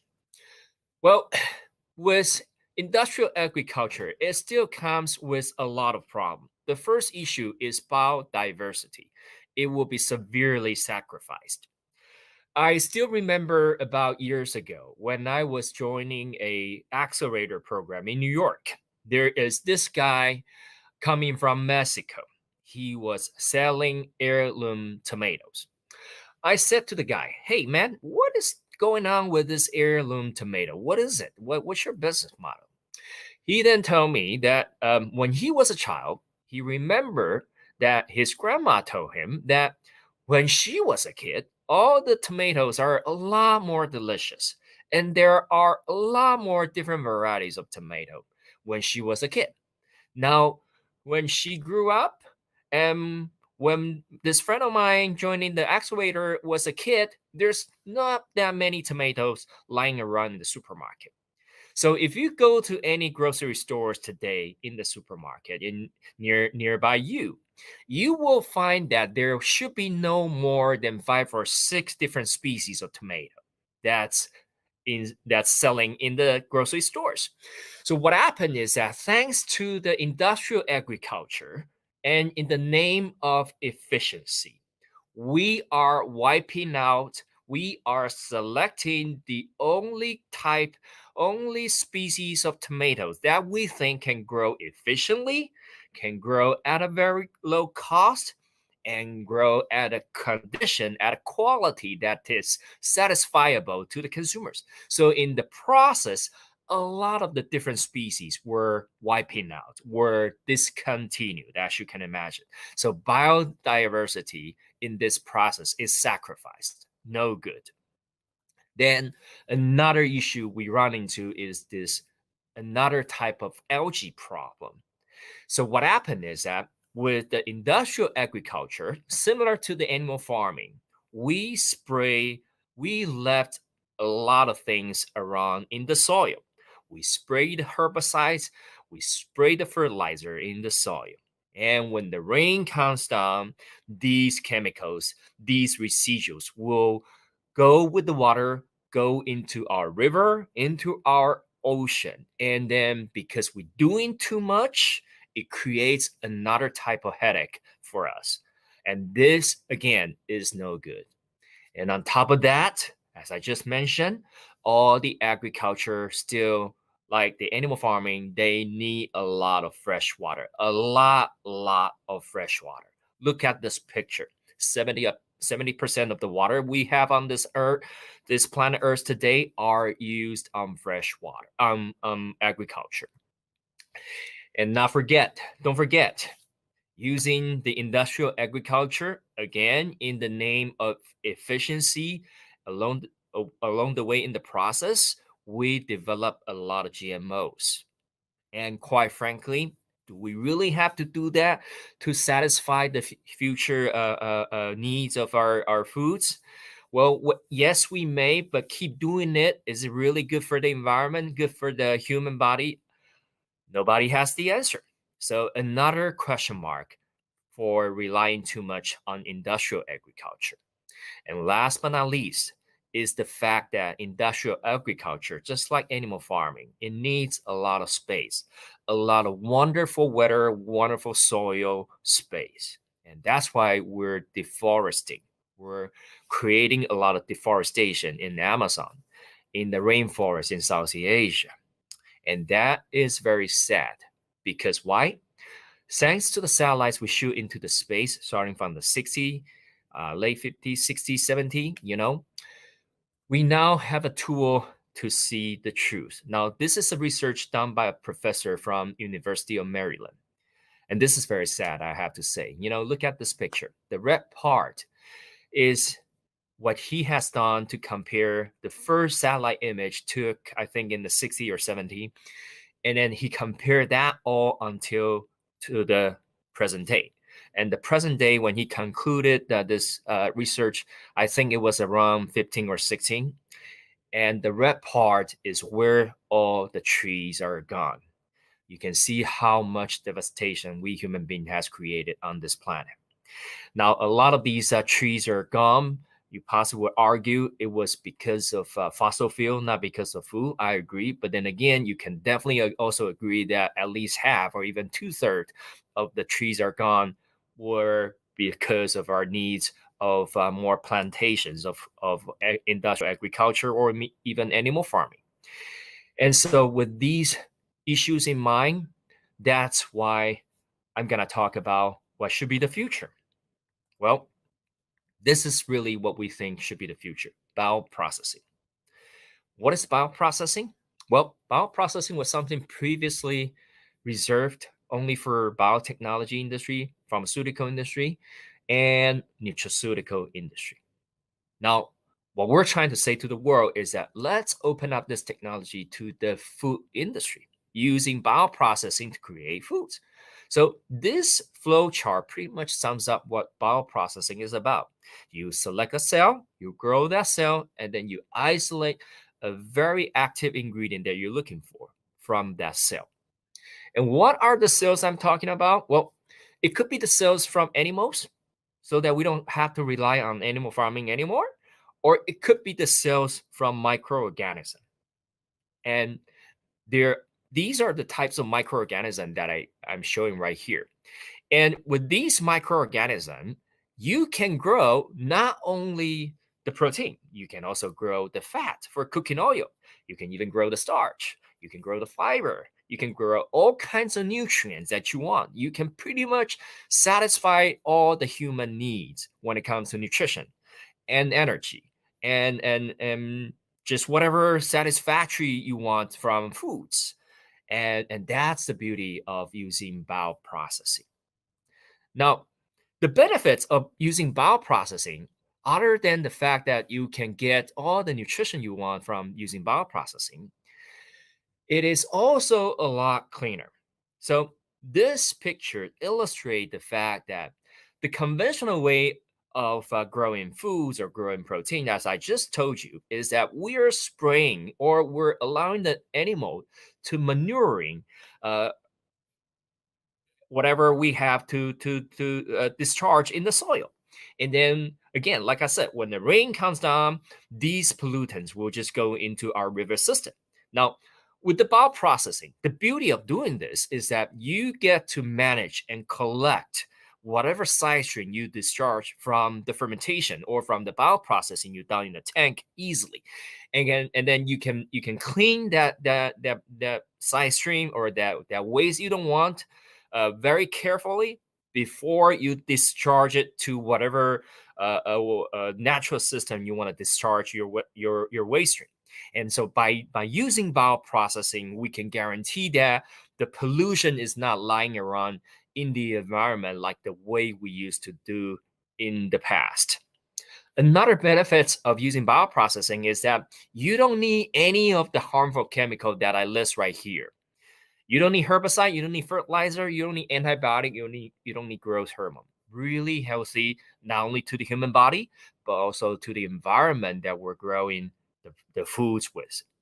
And on top of that, it's really efficient.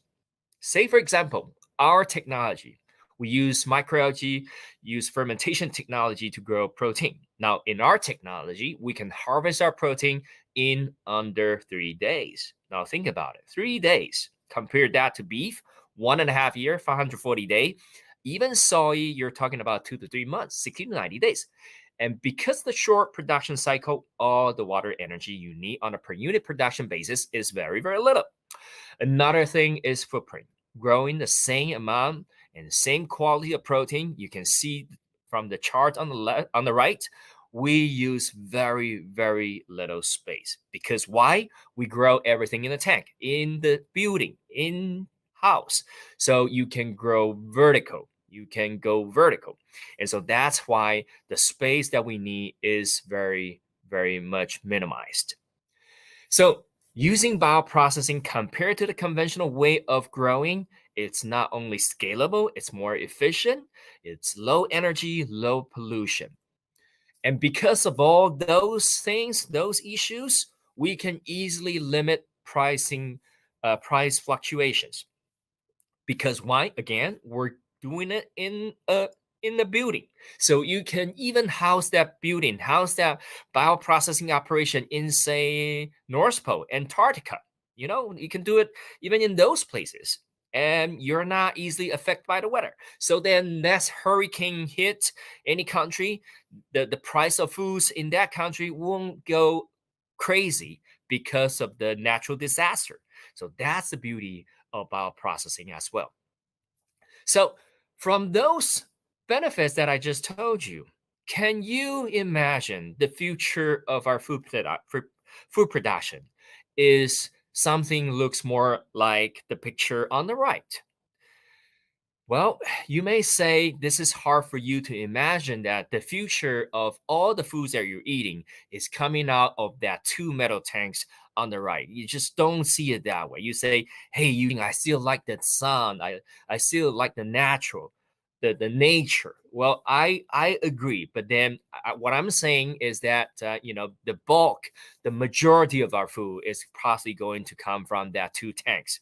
I know this is hard for you to imagine, but then again, think about it. If you are a guy from, say, back in the 60s and 70s, when you are using the rotary dial phone, it's going to be hard for you to imagine that, wow, the future of phone in my pocket, that iPhone 14 or iPhone 13 is so powerful that it's not only a phone, it could be a calculator, could be a compass, could be a mobile game, could be a small TV that I can watch all the YouTube programs.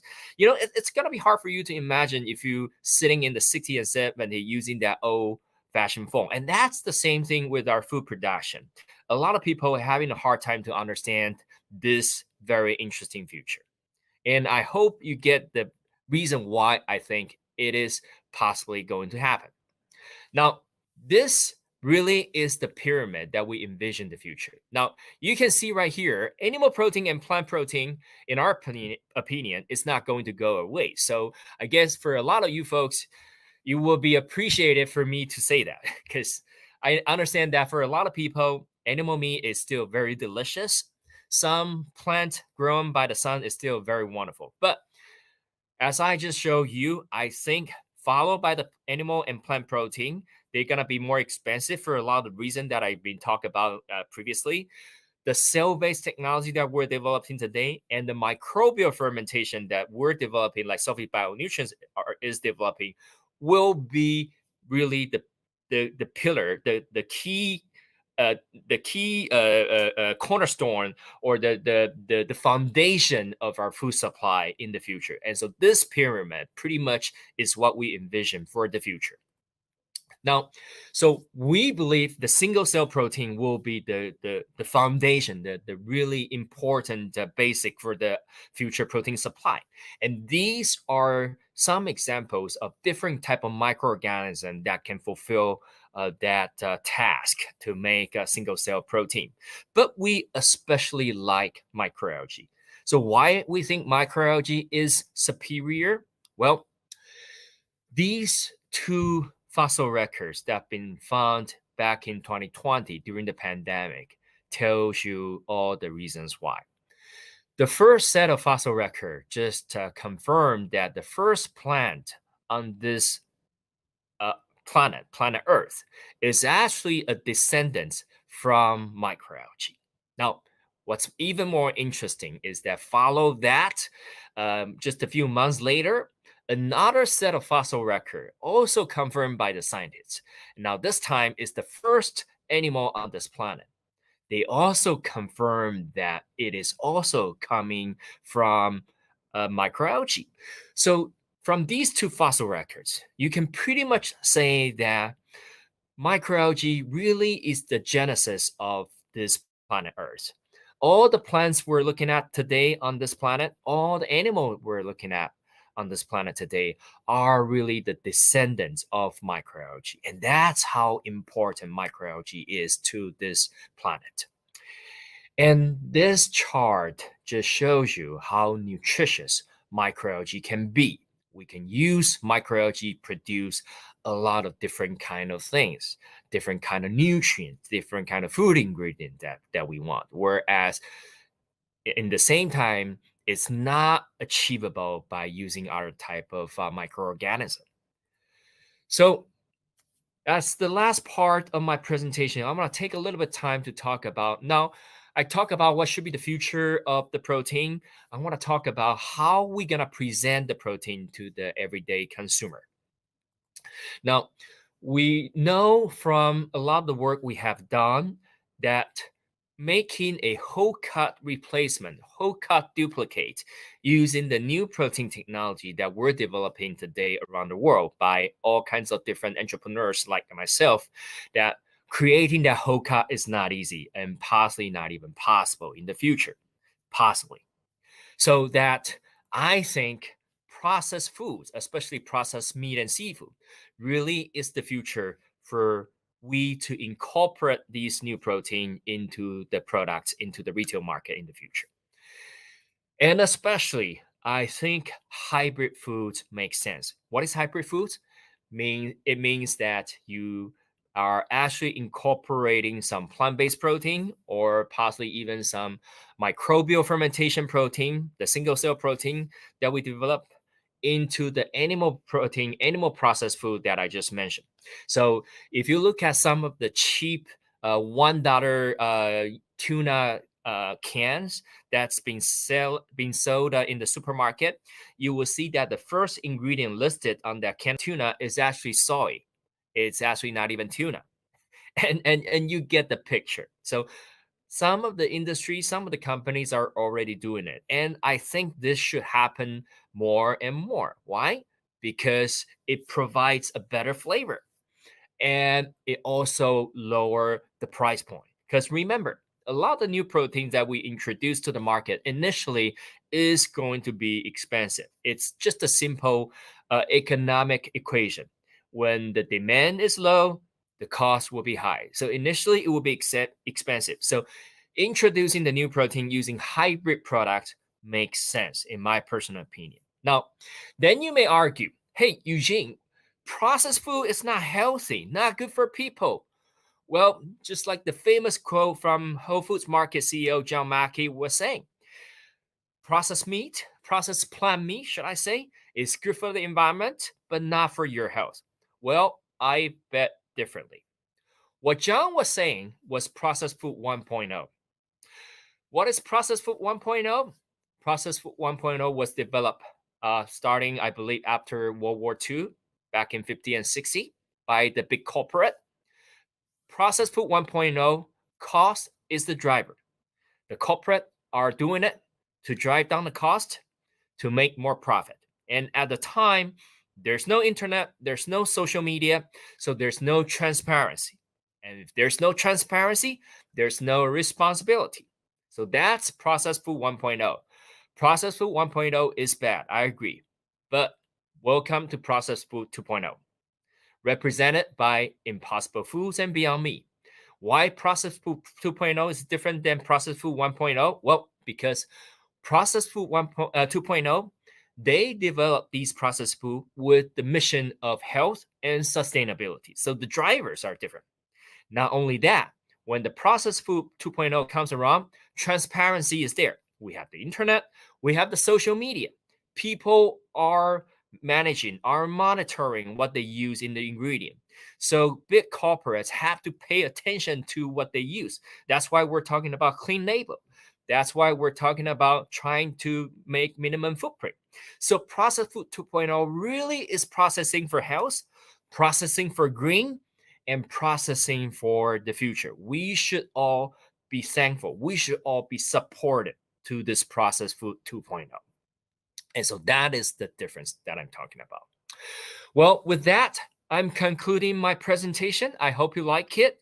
This is my contact info. If you want to find me, feel free to talk more about your idea or your comments on my concept right here.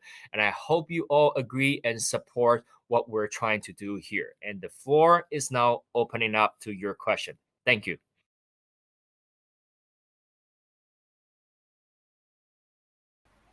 Thank you, Mr. Wang. We're now going to begin answering the questions submitted during today's presentation.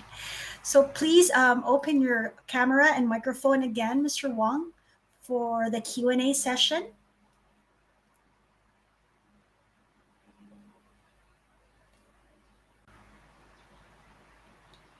Can you hear me now? Yes, loud. Right. Hello, Eugene. Hi, everyone. Okay, so let's start with the first question.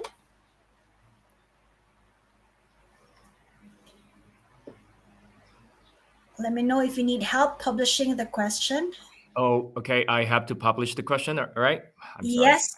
Okay, yeah. hold on a second, please. You know I what? can do it for you if you.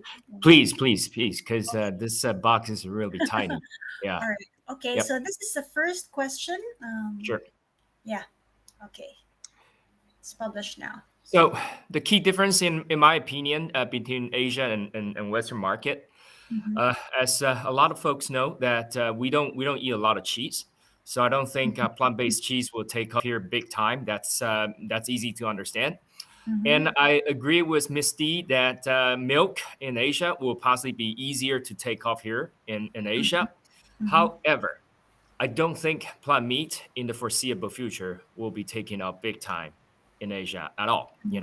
Yeah. Reason being that we Asians see meat and seafood as a very healthy thing.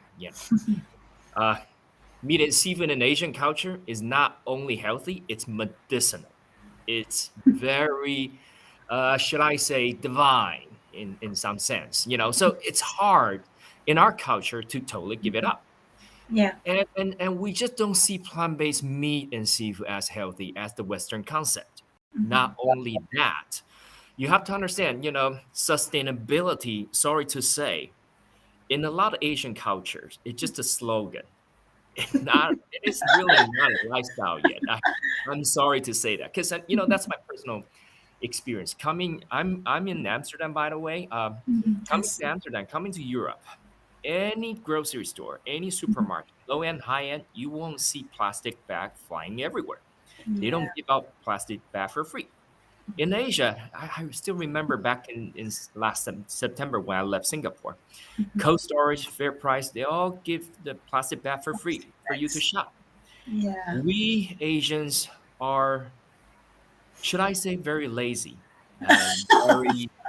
I'm Asian myself, don't get me wrong, so we're somewhat selfish when it comes to sustainability. I'm sorry to say. So plant meat and seafood, if we see it as healthy, as not as healthy as the real meat, it's gonna be hard to take. That's just my 2 cents. Yes, it's okay. Completely fine. Okay, so this is the next one. What are the key differences? This is still the same one? Oh, sorry, this one. Yep. Oops. Okay, this one. People say meat. Yeah, so this is especially true for Asians, and also true for a lot of other consumers around the world. But here is my argument.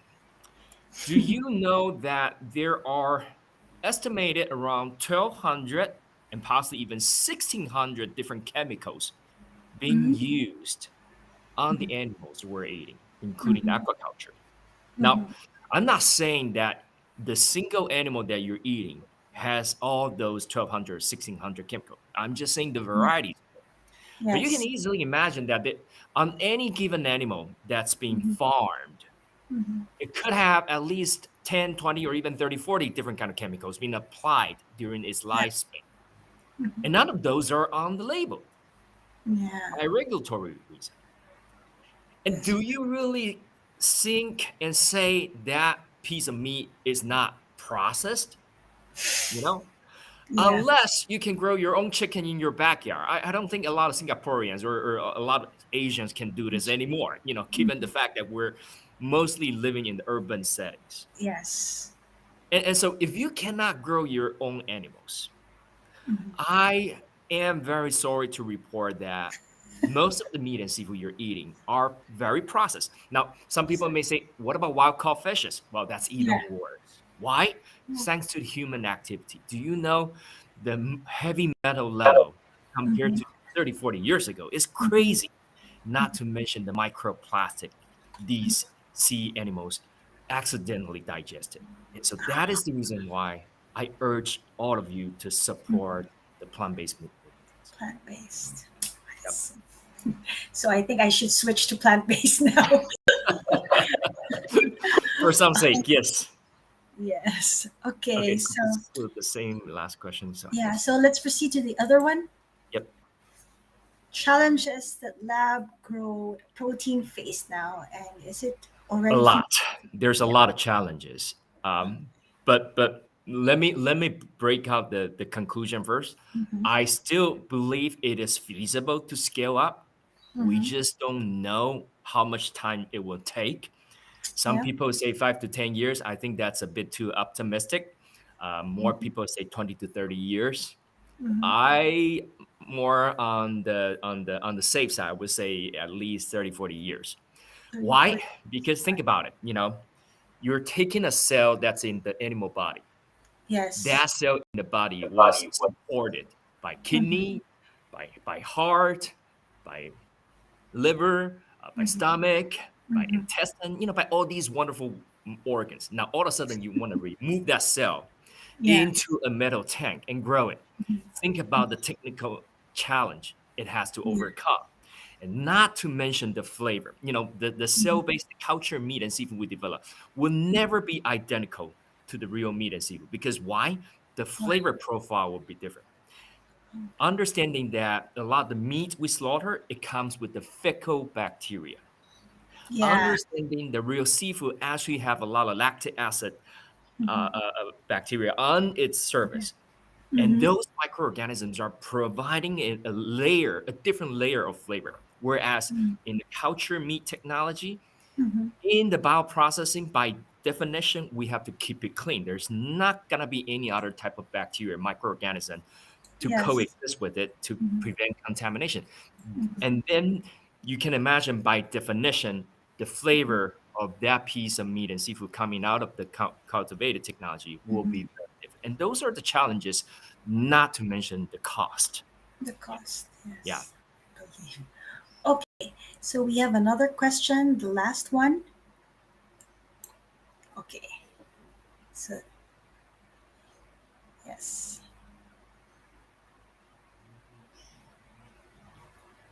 Well, I don't think so. A lot of these additives are there thanks to the consumer's request. We want better taste. We want that better texture. So a lot of time we're the own evil creating the evil. And like I mentioned about the real meat and seafood, it is also filled with a lot of additives by human being or by nature. But no matter what, these additives are there being scrutinized by the regulatory bodies already and being used by the industry for a lot of years. So I don't think these additives pose any threat. And, quite frankly, we consumers have to be honest to ourselves. if we really want a clean label, so clean that to the extent that you don't want any of these additives, then man, can I ask you, why are you asking for the flavor to be identical to the real meat? Then forcing the manufacturer to use the so-called natural flavoring. Do you know what's in that 2 words, natural flavoring?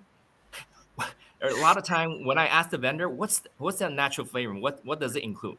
Oh, it's a trade secret. We cannot tell you. But if you dive down, there's a lot of things you don't want to hear. And so you see, I think a lot of times the consumers themselves are to be blamed for all these crazy things manufacturers are doing. I do agree that we should try to remove as much as possible, but at the same time, I'm sorry to report that that's not what the consumers want. The food manufacturers, especially the big ones, they're driven by the consumer demand. And if we consumers think about it, if we really want a clean and healthy food, don't you think you should start asking the manufacturers to produce the product differently? Stop asking them about taste and texture, because a lot of time that's a culprit of all these additives. That's why they're there, you know? Yes, having heard that, or having said all of these things, I'm already trying to consider doing plant-based, because what we normally eat is not always healthy. We just, like what you said, we are concerned about the texture, about the taste. So I'm one of those consumers we all are. Yeah. I'm just being honest, but having heard this, like, I think I should be considering doing plant-based. Okay. Right. So any other things you would like to share with our audience to wrap up this session? Any highlights that you want to emphasize? Yeah, just one last point. I think a lot of people over the years, I got this question a lot, is that now, so the plant-based protein or the alternative protein are still too expensive. Why am I going to pay the premium to buy it? That's true. Here's the reason why. If you understand that what we're eating, what we're doing is not sustainable, if you're really supportive to what we're talking about, what we're doing when it comes to the sustainability issues, I think you have to agree that paying a little bit premium now is better than paying for the disaster that we're going into in the future. Because why? The cost and price issue is all simple economic. If people and the government are not buying and supporting these new protein, there's not enough demand. And if there's not enough demand, we cannot drive down the cost low enough to attract more consumption. And so in order to create that economic, we need all hands on deck to support it. And understand that for some people, that kind of premium is just not possible. But if that premium is okay with you and you agree with the cause that we're trying to promote, please try to be supportive to these new initiatives and buy as many of these products as possible. And I'm sure, as you already see from the war and from the inflation, the conventional protein is slowly but surely creeping up. And our alternative protein, thanks to your support, was slowly but surely creeping down. When the two line crossed, hallelujah, we will be the dominant protein in the market for sure. All right? Okay. Thank you, Eugene. Very welcome. For me, and I'm sure our audience, while we produce enough protein to feed the world, quality protein is not equally available to all. So with this, thank you, Eugene, for sharing with us the future of protein and for also educating me. Thank you. Okay, bye-bye. See you. Okay. All right. Okay.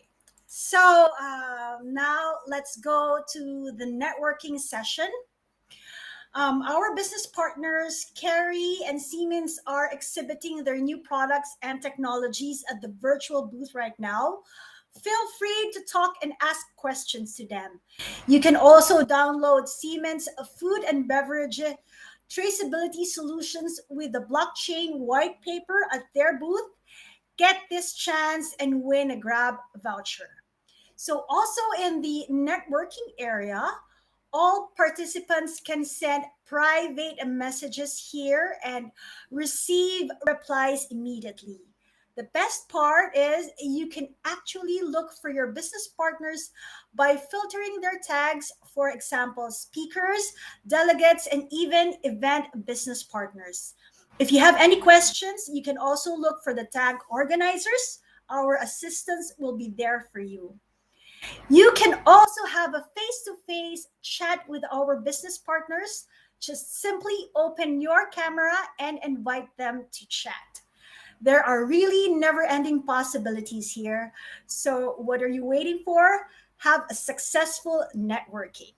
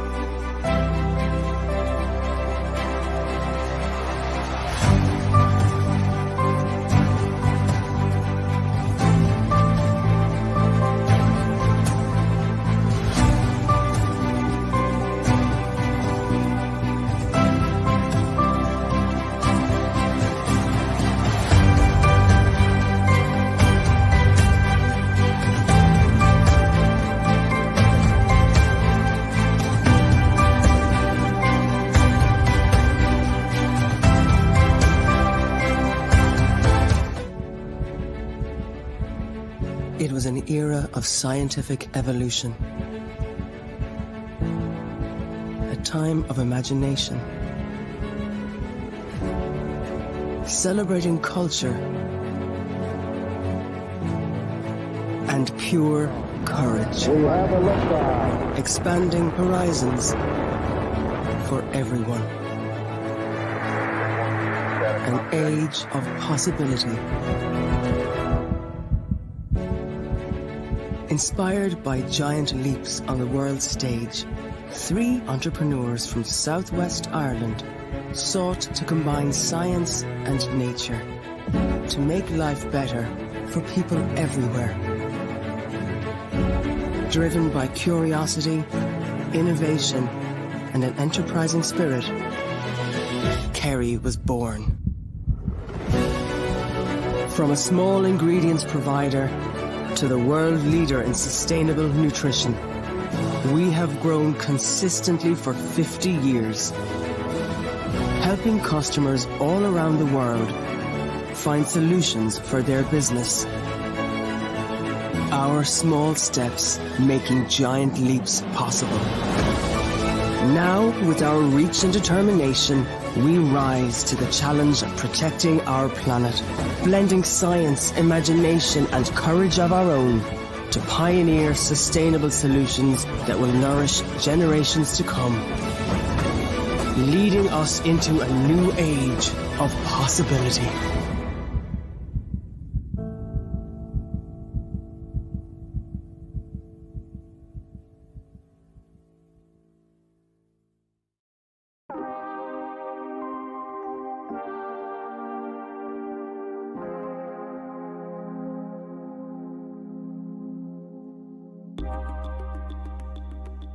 Rocket has been on a sustainable development journey since 2008, but now there's a real sense of urgency for us to provide healthier and more sustainable solutions.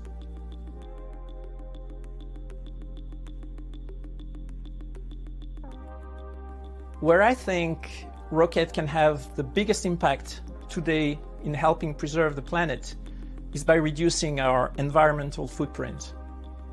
And to do so, the company is ready to take a new challenge, reducing our greenhouse gas emission by 25% in between 2021 and 2030.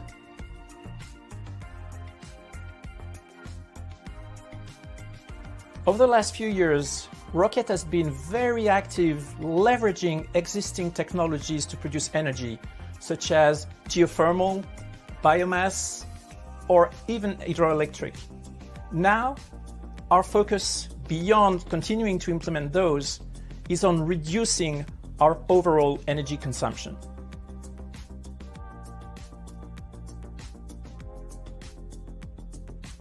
As CEO of Rocket, I think my main contribution is to make sure that we, as a team, keep sustainable development at the heart of everything we're doing.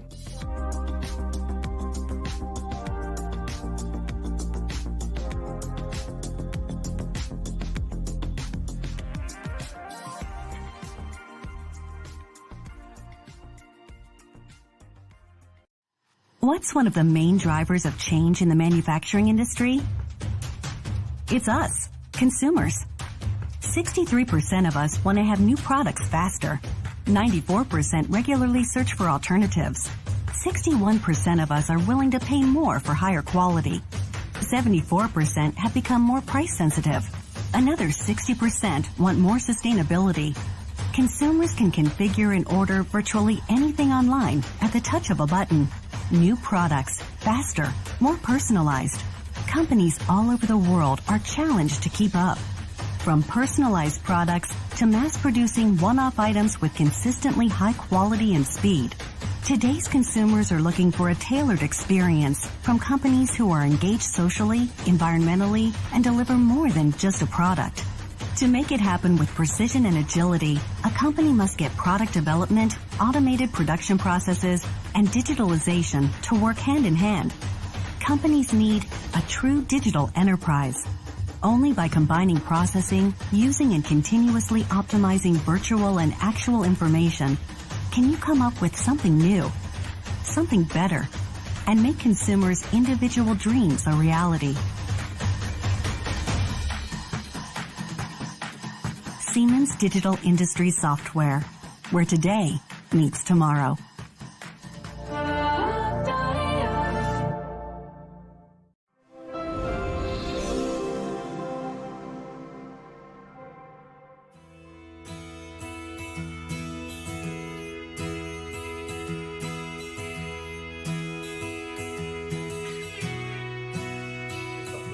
So we use the digital as a platform of new communication because this is very important.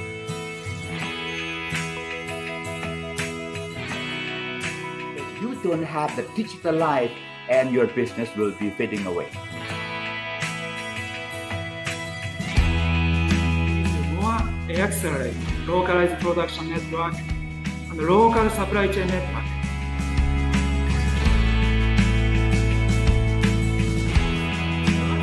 Step by step, by manually, using the very simple sensor and very simple analysis tool. So we are just in the beginning.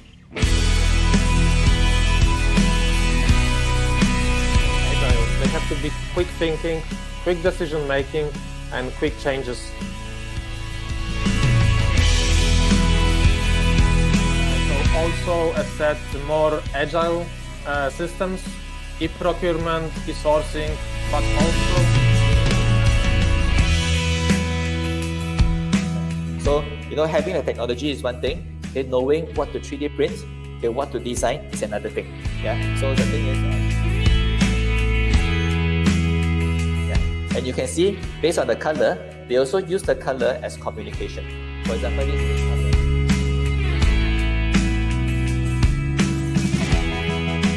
Originally, we have Caterpillar Vietnam, and our office located in Ho Chi Minh City, Vietnam. We are there to support you with our device, and we have you.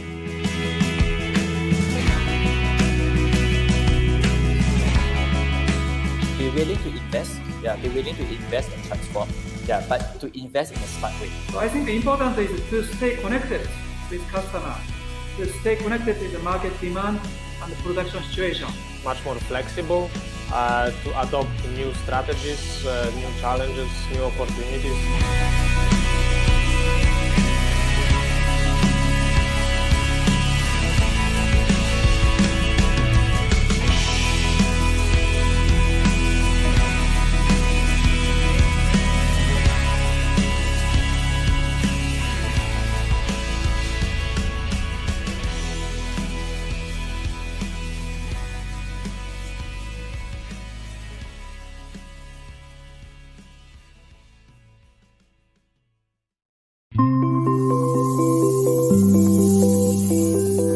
和新老朋友一起回顾一下海康机器视觉的发展历程。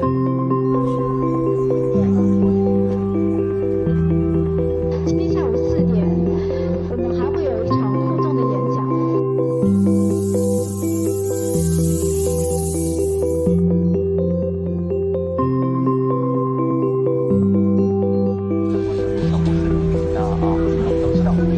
再次感谢谭科长给我们带来的精彩演讲。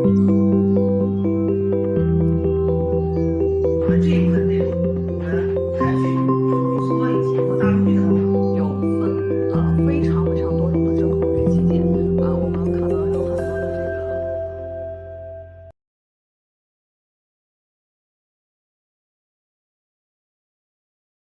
Welcome back to the second part of our agenda. Of course, in support of plant-based protein production, Orion Food Industries from Malaysia has come up with a food coating specially for plant-based foods. Orion was established in 2007 and is a producer of halal food coatings, seasonings, and marinades. The next move was to support the plant-based protein segment with a coating ingredient. Why is this necessary? Mr. Frederic, Orion Foods CEO, will explain the benefits of this product.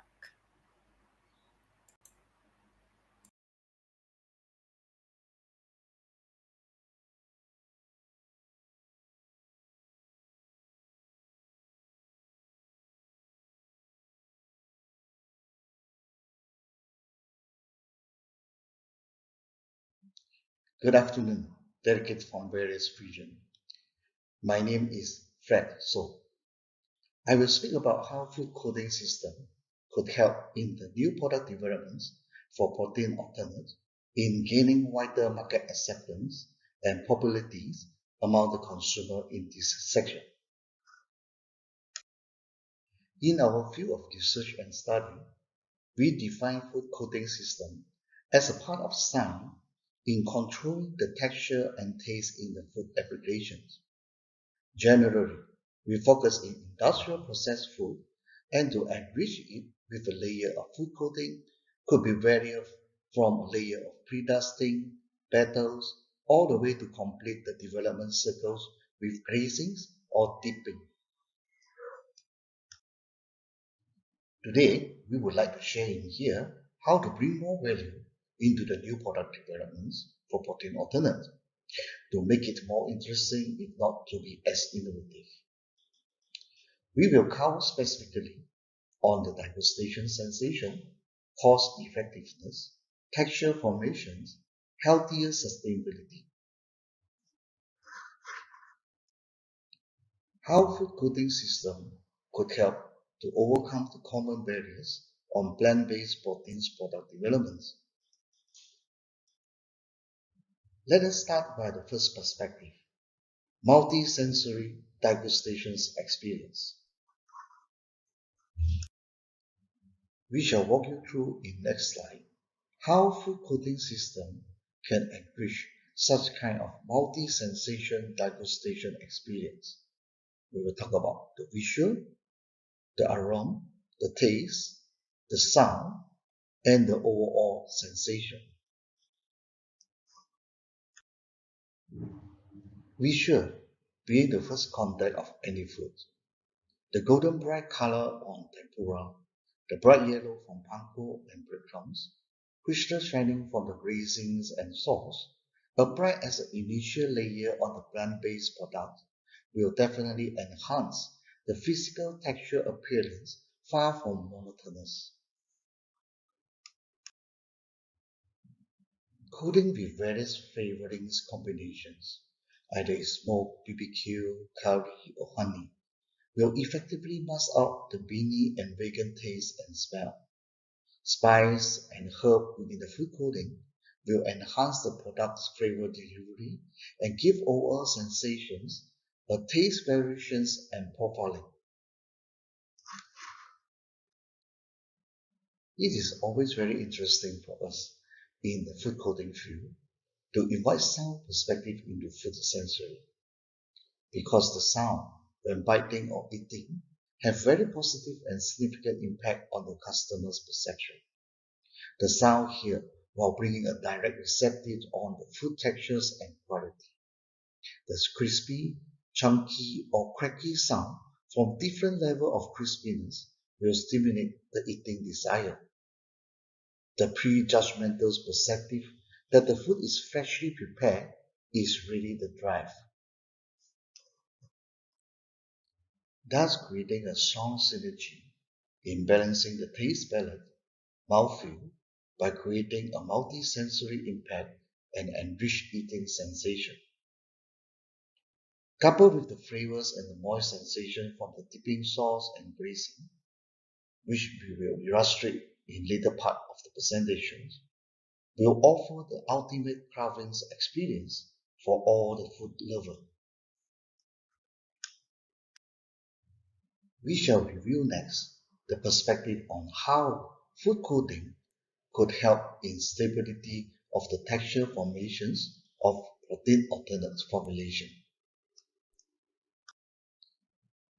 A good food coating system will act as a protection layer or a seal against extreme temperature processing and cooking conditions.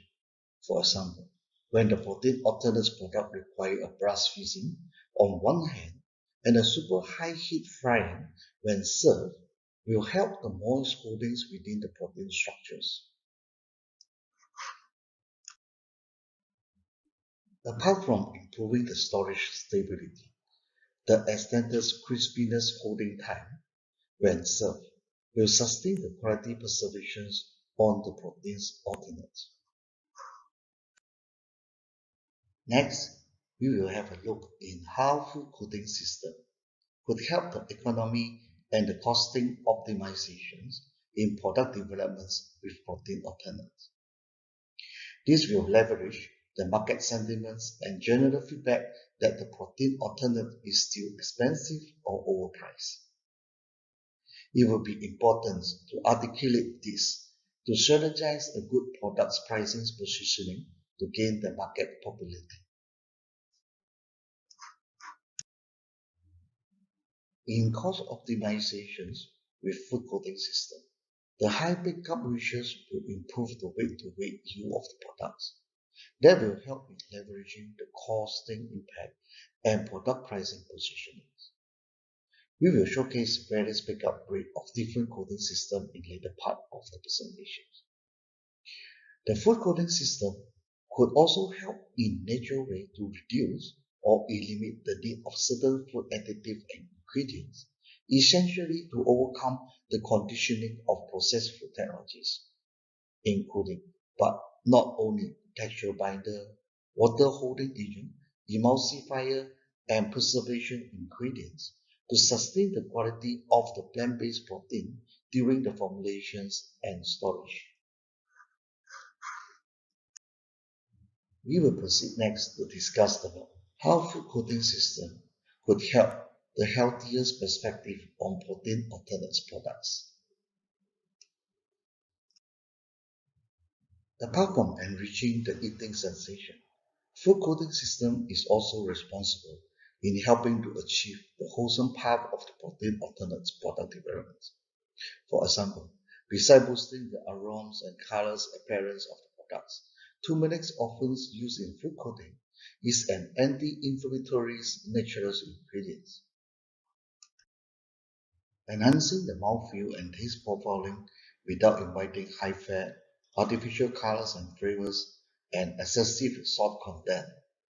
There will be ongoing developments with gluten-free food coating system. In next few slides, we are going to showcase some of the coating improvement made on the plant-based products. The first products that appeared is the plant-based tempura nuggets patty. On one side, you will see the patties without coating and the difference with the products with coating.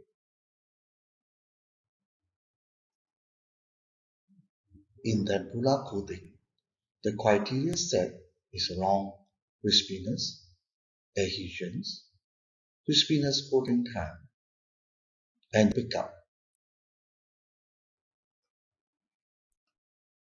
The next product will be the plant-based breaded nuggets patty.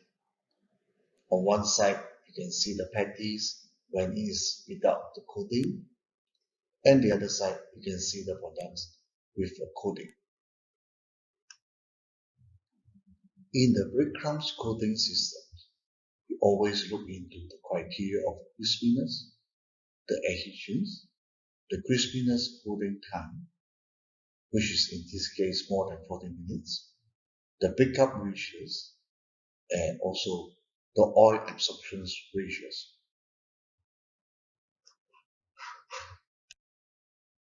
The next product will be a plant-based coney sausage.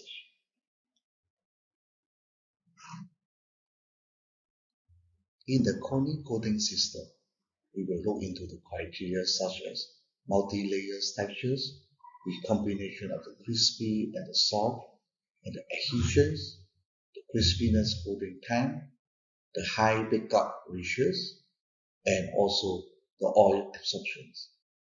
We are seeing next product is a plant-based chicken strips. As you can see on one side, there is a strip without any coating. On the other side, this is a product with a coating. And obviously, the products with the coatings stand out between the two products. In the fried chicken spreading coating system, apart from the crispiness, adhesions, we are also looking into the criteria on the flavor delivery with no artificial flavors and colorants. The following product will be a plant-based burger patty. In the patty coating system, you will see that apart from crispiness, adhesions, the crispiness coating time, we will find that the pickup ratios is different from others. The last showcase products will be the plant-based strips with grazings on sauce.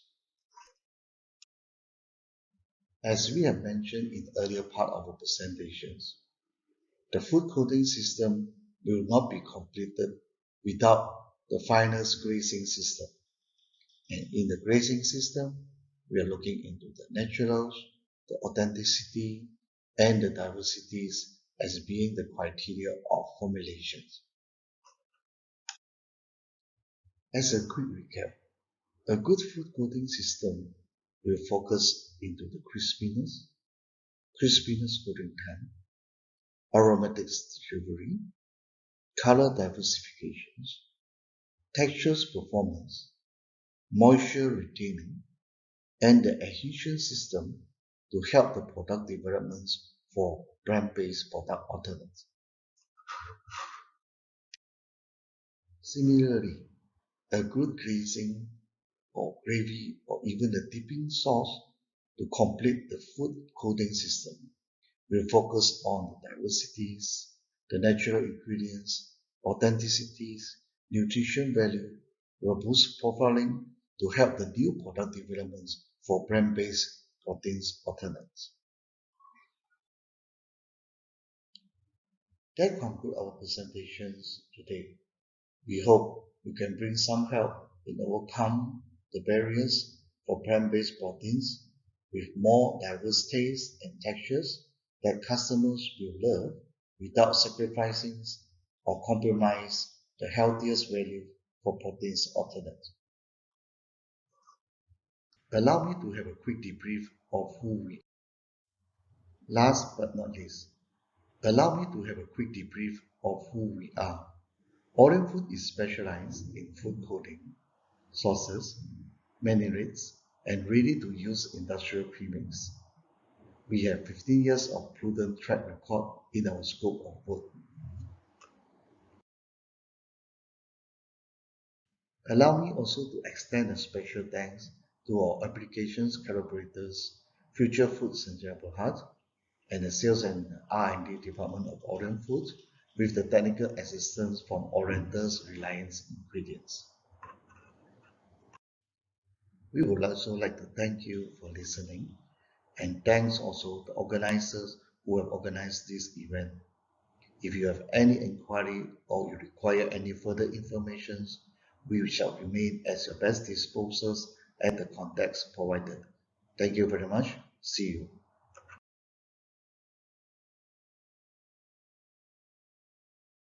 Thank you, Mr. Saw. We are now going to begin answering the questions submitted during today's presentation. So, Mr. Saw, may you please open your camera and microphone? Okay, you are still on mute. Please unmute your microphone. Okay. All right. Hi, ladies and gentlemen. Good afternoon to you all. Good afternoon, Mr. Saw. Okay, so let's answer the first question.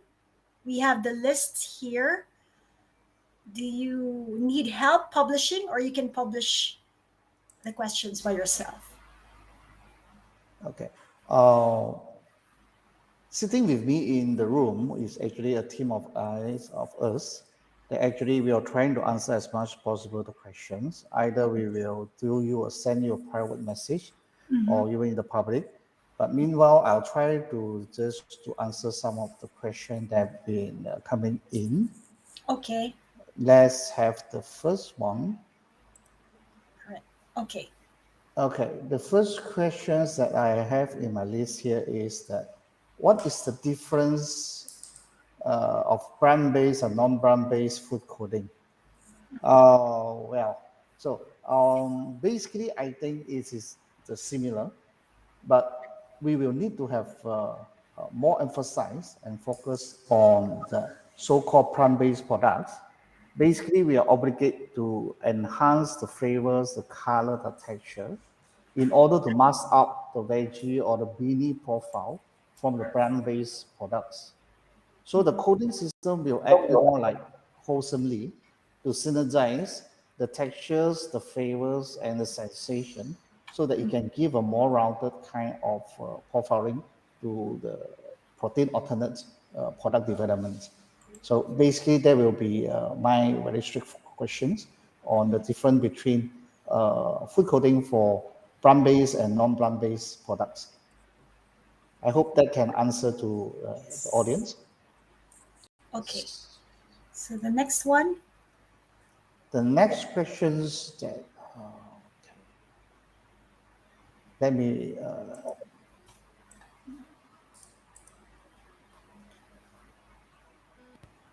you can choose. Okay. I believe I may need the help from Okay. Catherine, can you help me on publish the next question? Okay, this is then the next one. Would you like to answer this? Okay, so the question is, other than reduce of oil absorptions, what can food coding do to enhance the health value of plant-based food? Well, I saw also another questions down there that mentioned what is the ingredients. Yes, the natural health ingredients. Right. So I will try to combine these two questions together to be answered. Okay. So basically, as we have presented, the food coding system will become like a layer covering protecting the substance. Substance in this case is a protein alternate from extreme temperatures while frying or storing. So the food coding will, like the pre-dust, predator, or petals, will act as an absorb surface to create the barrier between the plant-based substance against the frying oil. And what does this mean? That means the batter and the breader layer will keep the protein substance from contact to the oil of extreme heat, and this will avoid the protein structures from scorching, while locking in all the nutrients and the flavor, even the moistures inside the protein structure that we have developed on the protein structures. So that will be one of the questions I answer. And of course, in the food coding systems, as mentioned, to enhance the color, even the taste, we need to use a lot of spices. One of the spices we use quite common is the curcumin. The curcumin is actually an inflammatory agent that can have health nutrition value. And of course, that also on the other way is that we have seen some of the crime that actually fortified the protein structures or the protein alternate structures with omega-3, which actually the food coating will help in that case to protect the loss of these nutrients that have fortified actually inside the proteins alternate rather than on the food coating itself. Right. So that will be my questions. I hope that can help out on that basis to the audience. Okay, so this is the next one. Oops. Okay. The question next will be, what is the biggest challenge when developing food coding system for plant-based products? Yes. Well, I think the biggest challenge we have faced in developing a coding specifically for protein-based or so-called protein alternate is really to ensure a good adhesion, which in the matter is actually impacted by the different moistures holding ability within the plant-based formulations or substances, which is actually directly influence the binding with the coding system. And that could be actually deliver a lot of difficulties to get the coding to stick evenly to the protein. For example, the moist on the proteins structures or the protein alternate structures will attract the predust or the breeder to stick well into the substance's surface. But on the other hand, if the surface have lost the moist and it will be too dry, and the food coating may not be able to attach well, which could be, of course, that is our job to overcome it by a very good custom-made batters or some others coding system adapt to the formulations of the protein alternates of our kind. So that is basically what I would say.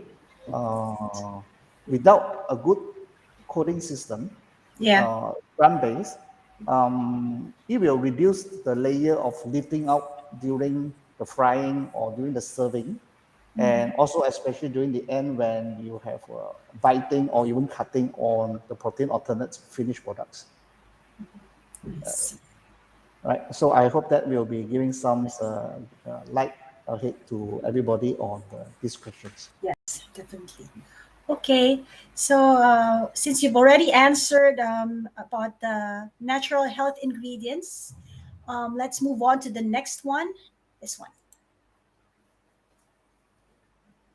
From what I know, most of the sauce coating contain high sugar, salt, and etc. Are there any difference of the sauce made by Orion in that aspect? Yeah, that is always I mean, we will come into the question on a processed sauce and a homemade sauce. So, and in Orion, we will try to as much keep our good manufacturing practice and also our dedications in building a sauce that is actually closer as much to the kitchen. So basically, we are trying to prepare a sauce that is ever ready from the kitchens and those that is producing industrially. But in terms of keeping it as clean as possible, nearer to the kitchen's preparations. Okay, thank you for that. We have the last question here. Let me publish it.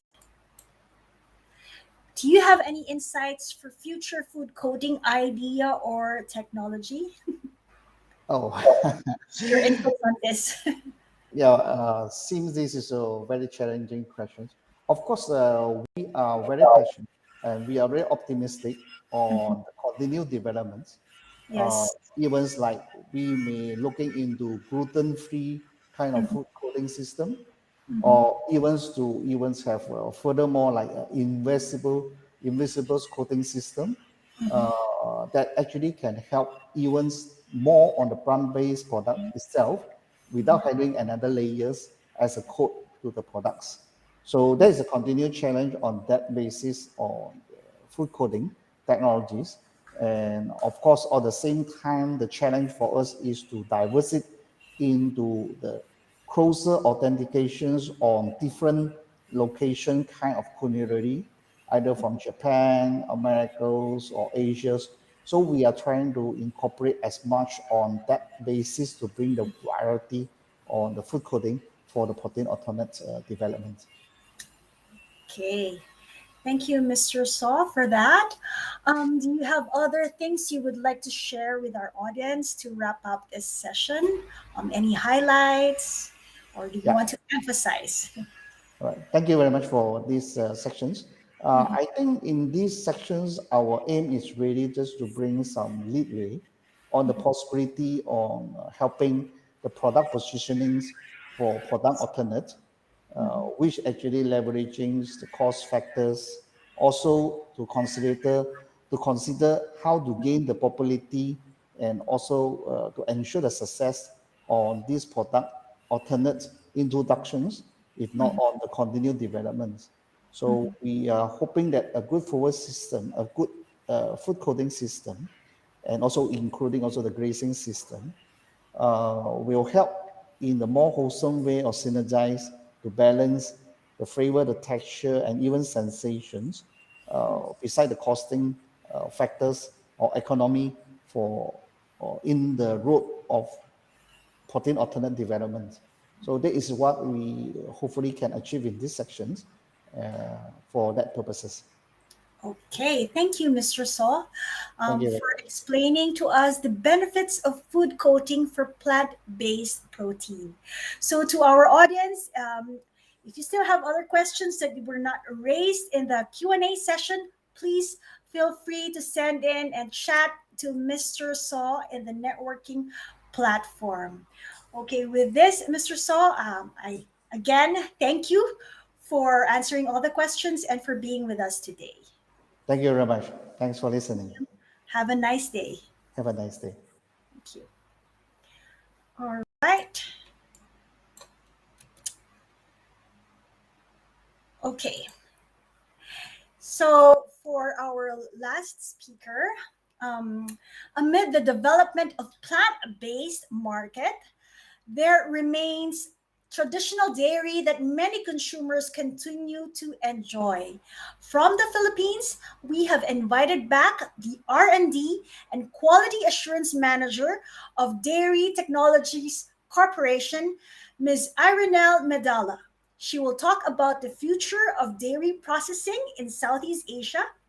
Ms. Medalla was a speaker at our food conference in Vietnam some years ago, and we are glad to have her again to give us updates on the region's dairy sector and on the latest from Dairy Technologies Corporation.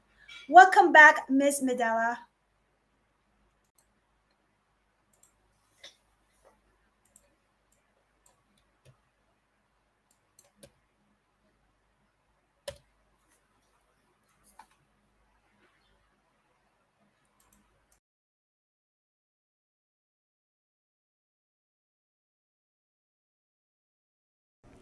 Hi everyone, I am Irene Medalla, R&D QA Manager of Dairy Technologies Corporation here in the Philippines. I am here to present to you the future of dairy processing in Southeast Asia from a manufacturing perspective. Overview of my presentation. What are our current challenges that are relevant to the future? What are few of my perspectives, practical solutions that can help you face the future? And what can we foresee for the future of dairy processing in Southeast Asia? Dairy Technologies Corporation is a manufacturer of processed cheese products, innovator and toll manufacturer of chocolate choco peanut spreads here in the Philippines. We have been serving our products to the local market since 2015. I am invited here to share the future based on what we are doing right now. I am not here to advertise our products. I am here to share some of the things that we have been doing to survive current challenges. What are the challenges? Current challenges we all experiencing are as follows. Conflicts, energy crisis, global supply chain disruption due to COVID-19 pandemic, global climate change. Effects of the challenges. Increase in raw materials cost. All ingredients cost increased significantly since 2021. Increased raw material costs from abroad means increased taxes equals increase in the arrived cost, which eventually impact our costing and pricing. Locally available raw materials are affected too due to low yield relative to the typhoon, drought, whichever applicable to your area. Increased in packaging material cost. In paper, there is a higher cost, around 10% increase due to low production level. In plastics, as our primary packaging or secondary packaging, there is a higher cost due to limited production of its raw materials in our source countries. Increase in overhead cost.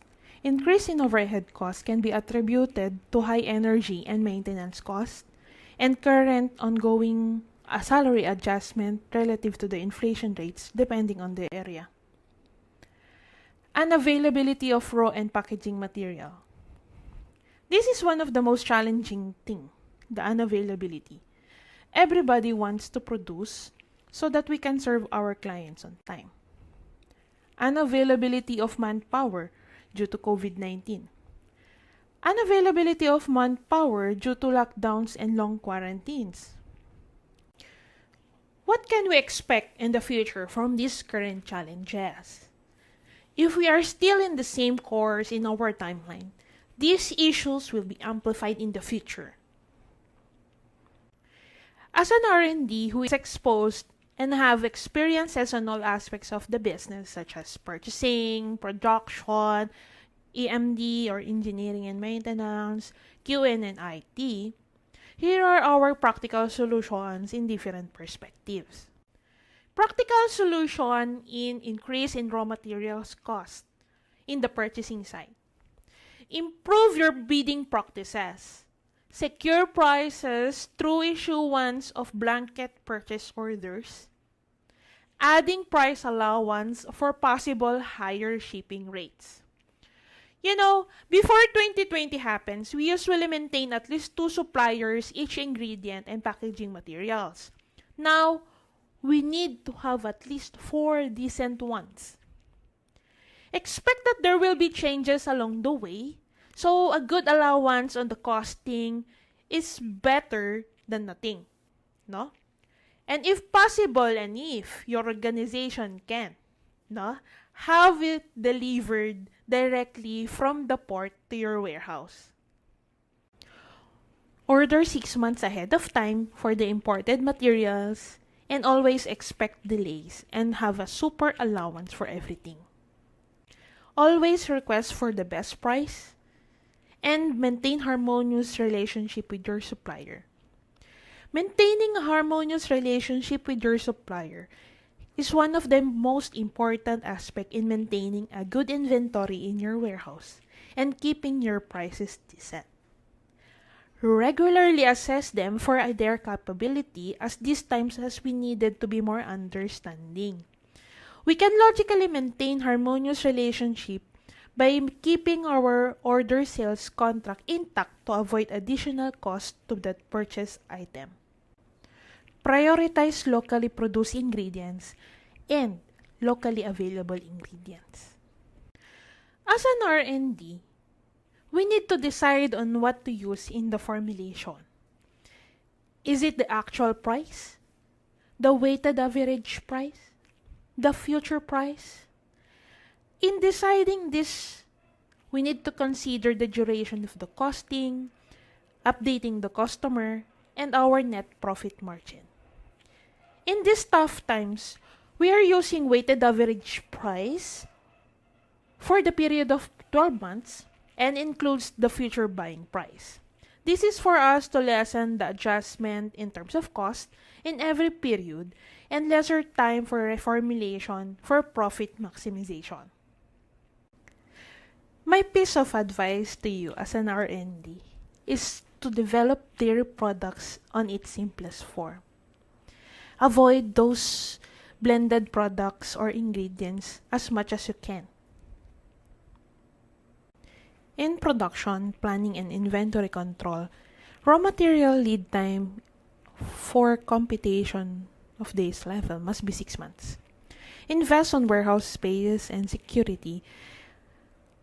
Installation of CCTV cameras to increase security from theft, as we are expecting it more than usual due to higher cost of food. Practical solutions in increasing packaging material costs.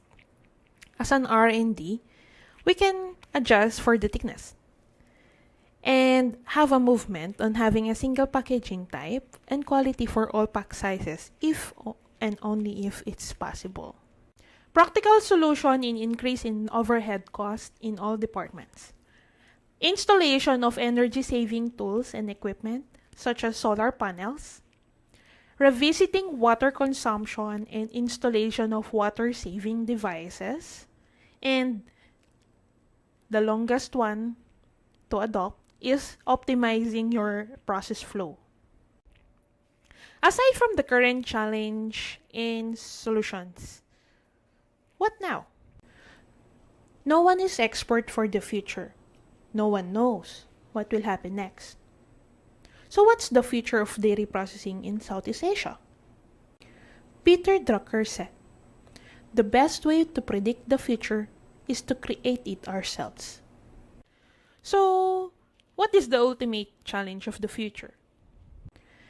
In the future, the ultimate challenge is higher demand due to the increase in the consumption and low supply of dairy products.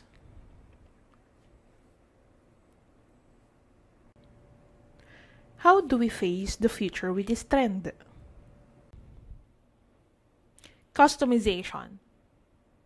Every customer wanted to have a customized product. Every product makers wanted to have a high margin products. The challenge is finding the sweet spot between the customer and the company.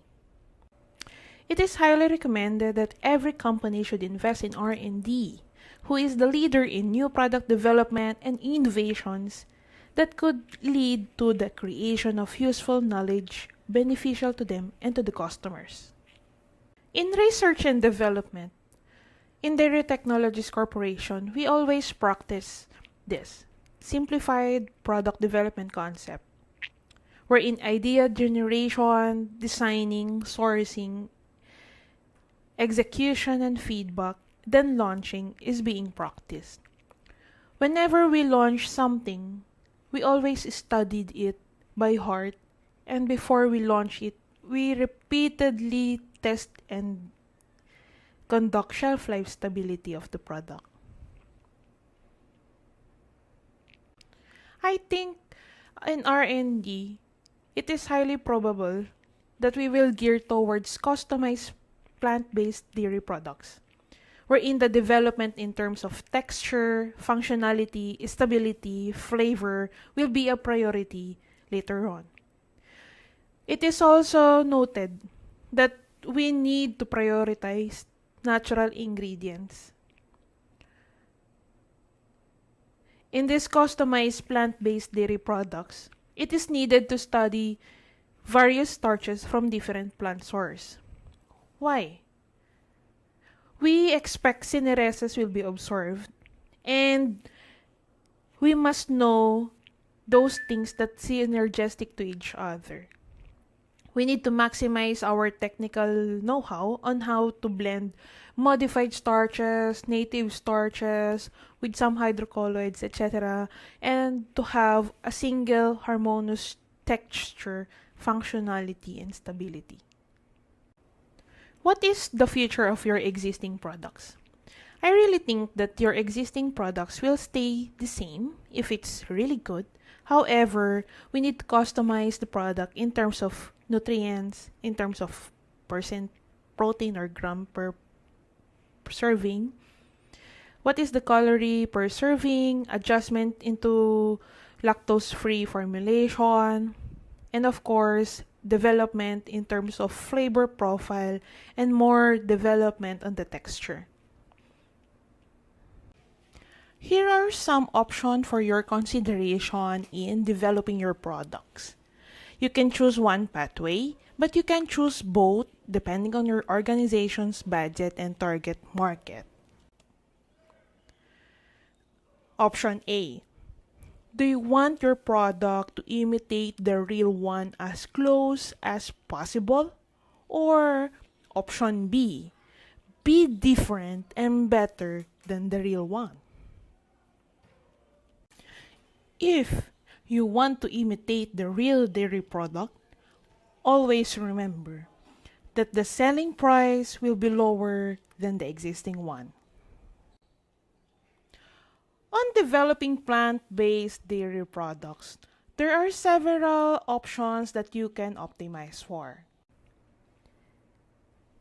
Let me share our process as a dairy product manufacturer. We started our product development by asking our customers on what they need, and we have found out that the product cost is really a big deal for them. From that problem, we looked into our capabilities as a company to find solution. Company or the organization capability and customer must agree with each other.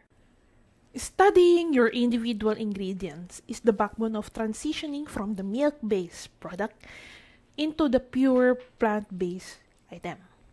The future of products will solely depend on your experience of the basics and how well can you adapt on the feedbacks of your customers. Okay, this is one of our current projects that uses different starches but only one base. Studying product application of the available starches in the market will usually take us 1 month to finalize which item to use, or it took us around 6 months to study its stability. Our main objective is to make a very good shreddable melting cheese in room temperature that has a very decent meltability. We have consulted many starch suppliers and flavor houses to make this happen. Issue with the plant-based protein really is the taste. Starch is not usually your primary concern, but the main challenge is really the taste.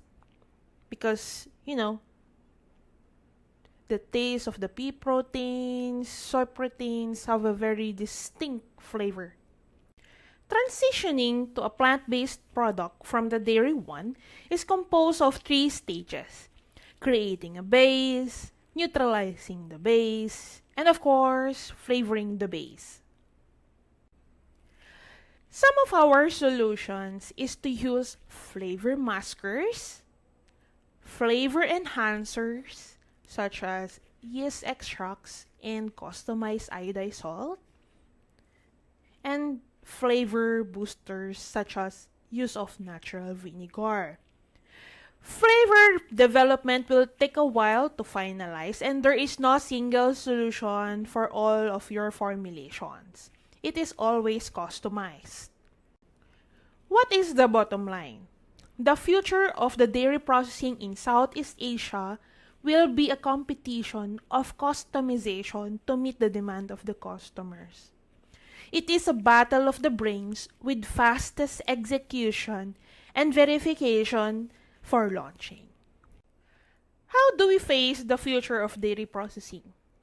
It's all about digitalization.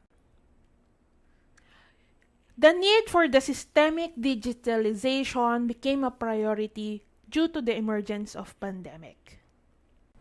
In digitalization, we need to consider it as a journey, a complete process mapping done in small steps where people matters.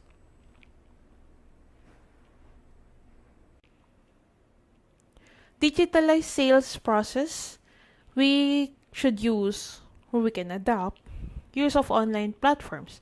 Shopee, Alibaba, Lazada, Foodpanda, Grab, Tokopedia, Shopify, Facebook Marketplace, Carousel, etc. in your place. The future is adoption of cloud-based workspace. Start with the free trials, of course, and then proceed if it fits your organization. What are the cons of digitalization? For organization, the initial investment is high in terms of the use of gadget, payment for the internet connection. Second is you're offline or no internet. So you need to have an offline syncing. Security of data. And then the encoded data must be regularly verified. For the consumer, it's usually the problem of data breach and exposure of personal information. Benefits of digitalization. For the organization, it's usually the faster access compared to the manual one. So if you're at home, you can access your data, your organization performance using your phone, using your laptop at home, and then better traceability in times of your audit, your taxation audit, your engineering audit, your QA audit, and of course, customer audit. Increase in productivity because you can see what's going on in the different department. You can see which department are productive or not. And then, lastly, for the workflow, it's always been standardized. So training people will be much easier, no? For the consumer, the benefits of digitalization is two, no? It's cheaper and they can easily access or buy from your organization. In digitalization, for example, in our company, we are using certain online cloud-based work orders, no? You can see our NDQA performance, how many are created, how many are completed, and percentage completed compared to the previous month that you have been doing it. What is the future of dairy processing's digitalization? There will be more players or suppliers that can offer similar approaches than that of the existing, which can eventually lower the cost of digitalization and can increase the adoption rate. In the end, benefit will outweigh the cons. Let me end this presentation with a very important note in mind. Future is not only about surviving, but also thriving and growing. Thank you for listening.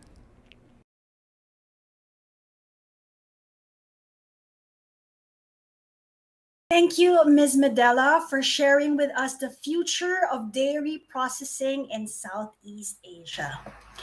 We do not have a live Q&A for this session, but if you have any questions to Ms. Medalla, she will be happy to answer them now. Just simply type in your questions using the Q&A section in your control panel. Okay. And with that, we come to the end of our conference. We hope that you have picked up new insights that you can consider in future new product developments. As always, if you have further questions about this conference or about the presentations, you are welcome to email us or our speakers directly. Before you leave this conference, don't forget to click the feedback section in the lobby panel. We would appreciate if you would complete that and provide your responses to us. You can also ask questions to us or to our speakers using this feedback section in the control panel. Finally, I'd like to close by thanking everyone on behalf of the Ringer Events organizing team. To our guest speakers and association supporter, we appreciate you spending time with us and for the insightful presentations you have all shared. We can't wait to welcome you back in our next summit. Take care, everyone. Have a good day.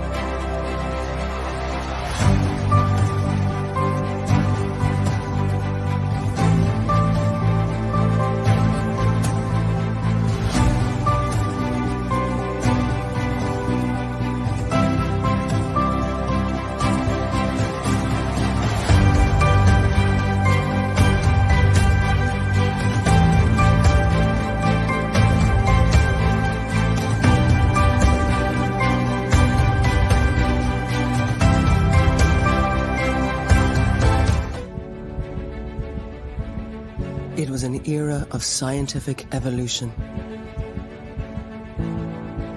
a time of imagination, celebrating culture and pure courage, expanding horizons for everyone. An age of possibility. Inspired by giant leaps on the world stage, 3 entrepreneurs from Southwest Ireland sought to combine science and nature to make life better for people everywhere. Driven by curiosity, innovation, and an enterprising spirit, Kerry was born.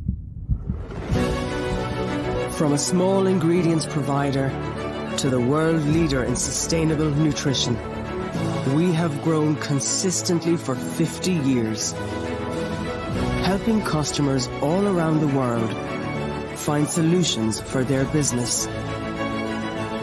Our small steps making giant leaps possible. Now, with our reach and determination, we rise to the challenge of protecting our planet, blending science, imagination, and courage of our own to pioneer sustainable solutions that will nourish generations to come, leading us into a new age of possibility.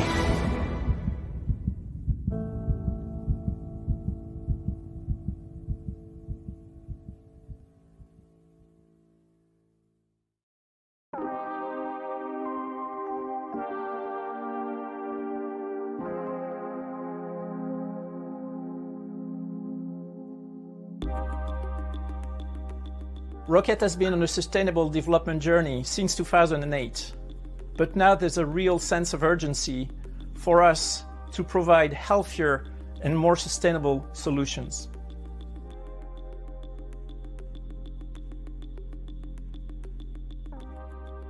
Where I think Rocket can have the biggest impact today in helping preserve the planet is by reducing our environmental footprint. And to do so, the company is ready to take a new challenge, reducing our greenhouse gas emission by 25% in between 2021 and 2030.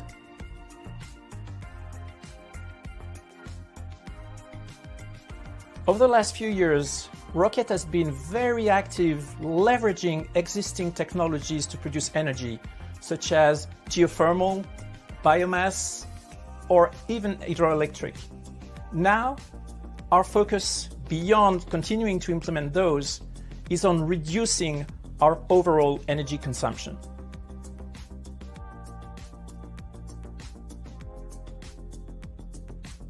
As CEO of Rocket, I think my main contribution is to make sure that we, as a team, keep sustainable development at the heart of everything we're doing.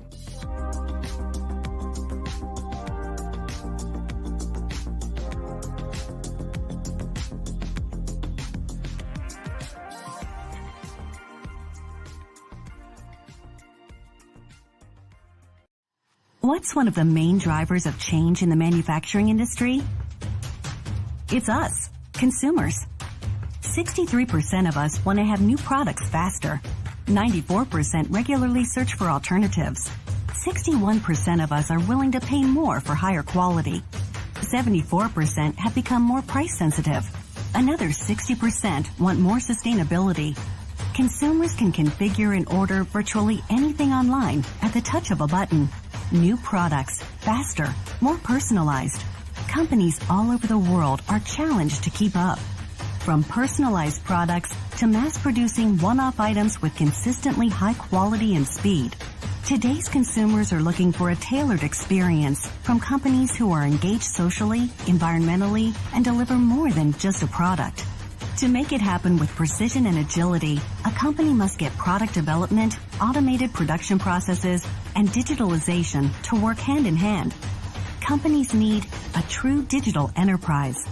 Only by combining processing, using and continuously optimizing virtual and actual information can you come up with something new.